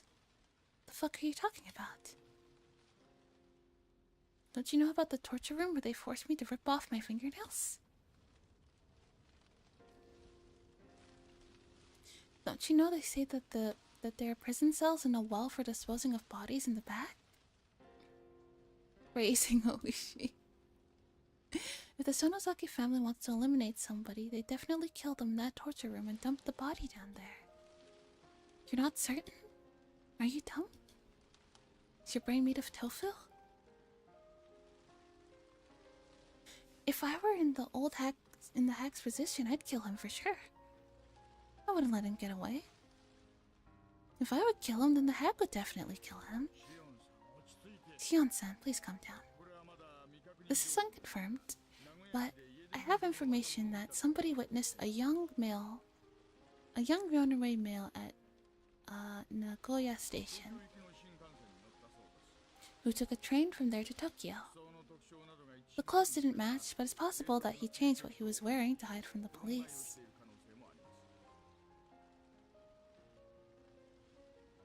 We don't know he was killed yet. You overgrown donut, you already made her face. Let's just dribble down on it. Absolutely. It's still possible it was him. Is he alive? Is he? This is also a theory, but let me go on. Your twin sister, Mion-san. is the closest person to Oryu Sonozaki, correct? I'm assuming that Mion-san stopped Oryu once he suggested murdering Satoshi-kun furtively. Mion? That was possible. She could have tried to calm things down out of pity for me. I don't think anybody. I mean, like, close. I don't. I'm gonna be completely honest. I don't think Mion. I don't think Mion likes the grandmother either. I think she's just kind of stuck. That idiot was always so indecisive. She should have made it clear on if she wanted to save him or not. She probably seemed vague about that. She must have persuaded the hag to reduce the punishment to banishment instead of death, just to avoid feeling guilty. I believe that the Sonozaki family contacted Satoshi-kun. They probably told him that they couldn't cover up the murder and told him to disappear somewhere far away. They forced him to be more accurate. Satoshi-kun would have rejected that. He would never leave Satsuko behind. I agree with you.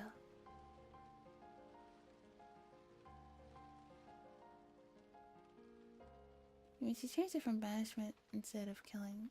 I would have made him clear she didn't want him killed, yeah. But if she was... He wouldn't leave Satsuko alone, though.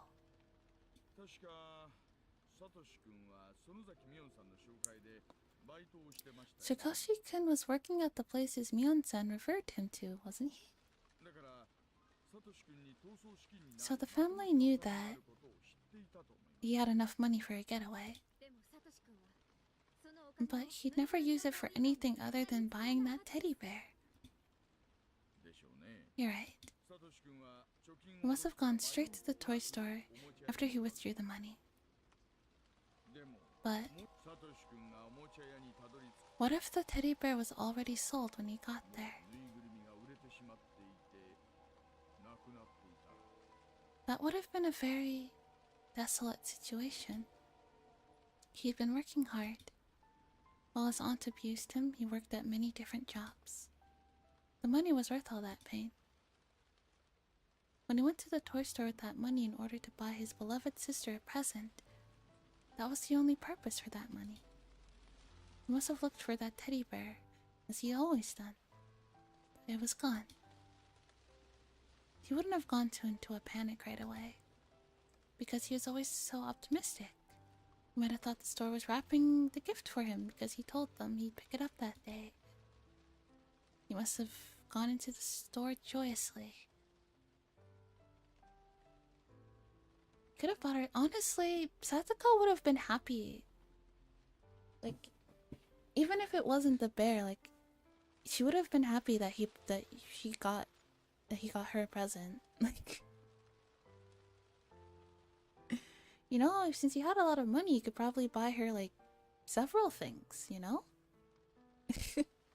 Instead of just the one big bear. So I couldn't guess exactly what happened next. My heart would tear up if I tried to imagine it anyway. Why they didn't have it, even though he had it reserved. Did that old man understand the situation, or was he just zoning out? Maybe it would have been the same even if he wasn't the old man who was at the store at the time. If a bunch of fierce-looking subordinates from the Sonozaki family went in and showed them the money, nobody would have rejected them. Satoshi must have sunk into silence. No matter how hard he complained, the teddy bear was gone. He probably never considered that his dream might be taken away.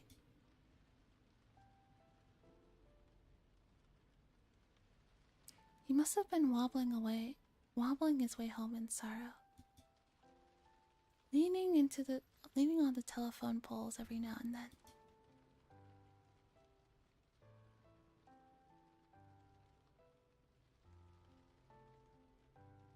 Probably. I wouldn't be surprised if they did that. It was the day they wanted it's the day he wanted Satoko to be happy the most. He couldn't get the present he wanted the most. She wanted the most. He probably didn't think of getting another gift, because it was unimaginable that he couldn't get the teddy bear. I mean, like, if no one was there to set his head straight, then he probably would have just, like, you know, like if the teddy bear wasn't there and Shion was there, she'd be like, okay, let's just get her something else then. He might have imagined how Satoko would react once he found out he had no present for her. He must have looked unbelievably sad and empty. The money he had been saving meant nothing anymore. Yoshika never cried, even in his toughest moments. Did he even know how to cry? It was always Satoko who was crying. So Satoshi never learned how to cry, and he grew up that way. Did you know? People said sadness from their hearts with tears. Satoshi-kun wasn't even allowed to do that.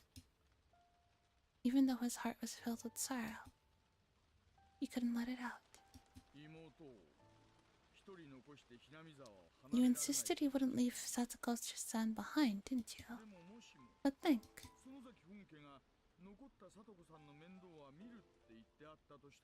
What if the Sonosaki family told him that they'd look after her after his disappearance?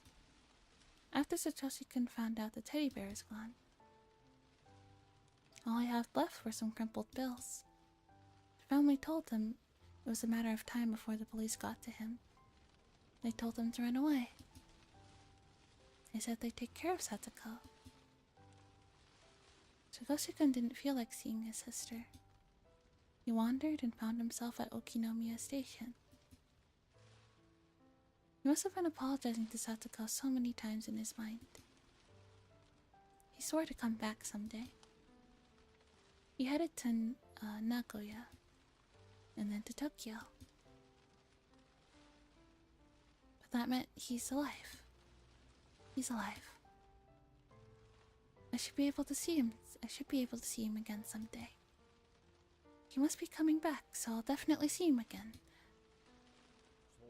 I assume that the Sonosaki family set up some place for him to stay. Satoshi-kun must have gone there. So, he's safe. He's coming back someday.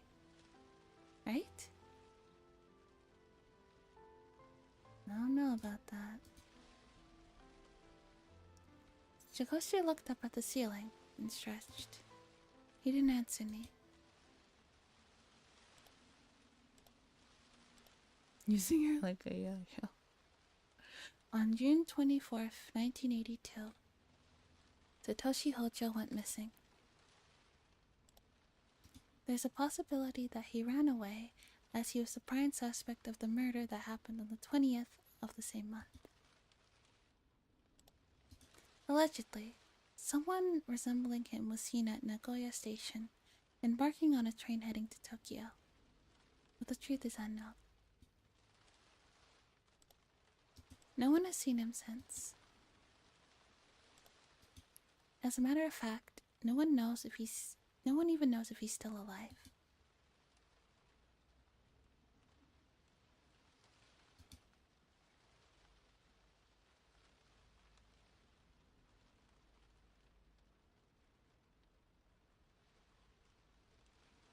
Alright, page 34 and 42. Alright. The information that Satoshi-kun might have headed to Tokyo hasn't been verified. It started as follows. A young man came to the lost and found window looking for his wallet. The station employee asked him to write down his name on the form. The young man started writing Hojo as his name, but he stopped in the middle, crumpled the form, and wrote a totally different name on another form.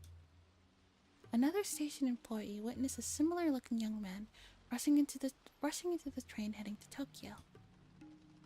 The employee from the Lost and Found, and the employee who was on the platform, talked about the suspicious young man in the locker room. That was all. The wallet of the man named Hojo was never reported as found to the Lost and Found office. Okay. 42. At first I thought Oishi's theory that the Sonozaki family banished Satoshi-kun from Hinamizawa and looked after Satoko in return was bogus. That's not a lot to go off of. Yeah, it's not. It could be anybody. It could just be someone else who happens to have the same last name, you know? But thinking about it now, it doesn't seem too far-fetched. After all, Satoko Hojo started living with Rika Furude after Satoshi-kun's disappearance. Rika Furude isn't just a regular girl. She was the head of the Furude family, one of the 3 families. She is also Satoko's best friend, so there's that. The head of the Kimiyoshi family is Rika Furude's guardian. The Sonozaki family probably couldn't step in due to having officially opposed to the Hojo family. But Satoko's Hojo is in custody of the 3 families now. Even though the Hojo family was severely ostracized during the dam conflict, Satoko Hojo was now under protection. It seems as though only Satoko was exempt from blame. Why was she spared even though Satoshi-kun wasn't?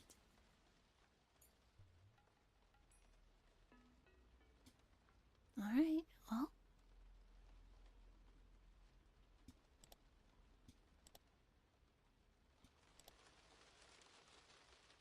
Now that is... that's it for tonight. Whoop. Also, people in Higurashi have various different hair colors, so it's not so far-fetched to say some guy who had a passing resemblance to Satoshi. Shion even mentions looking for his face in the crowd. I see. Thanks for the stream. Thanks for hanging out with me tonight. I will see you guys tomorrow for Danganronpa. Yes. Yeah, we're playing Danganronpa tomorrow. Yes, it's Wednesday. Okay, yeah. I guess technically later today, but you know, same difference. But yeah, I'll see you guys later. Thanks for hanging out with me today. I had a lot of fun. Let's find someone to raid.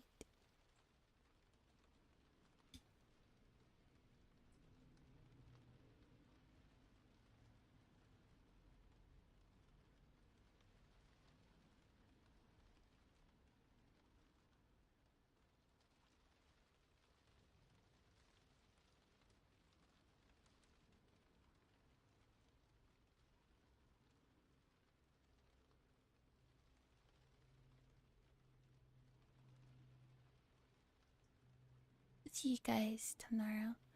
Thanks so much for spending time with me tonight.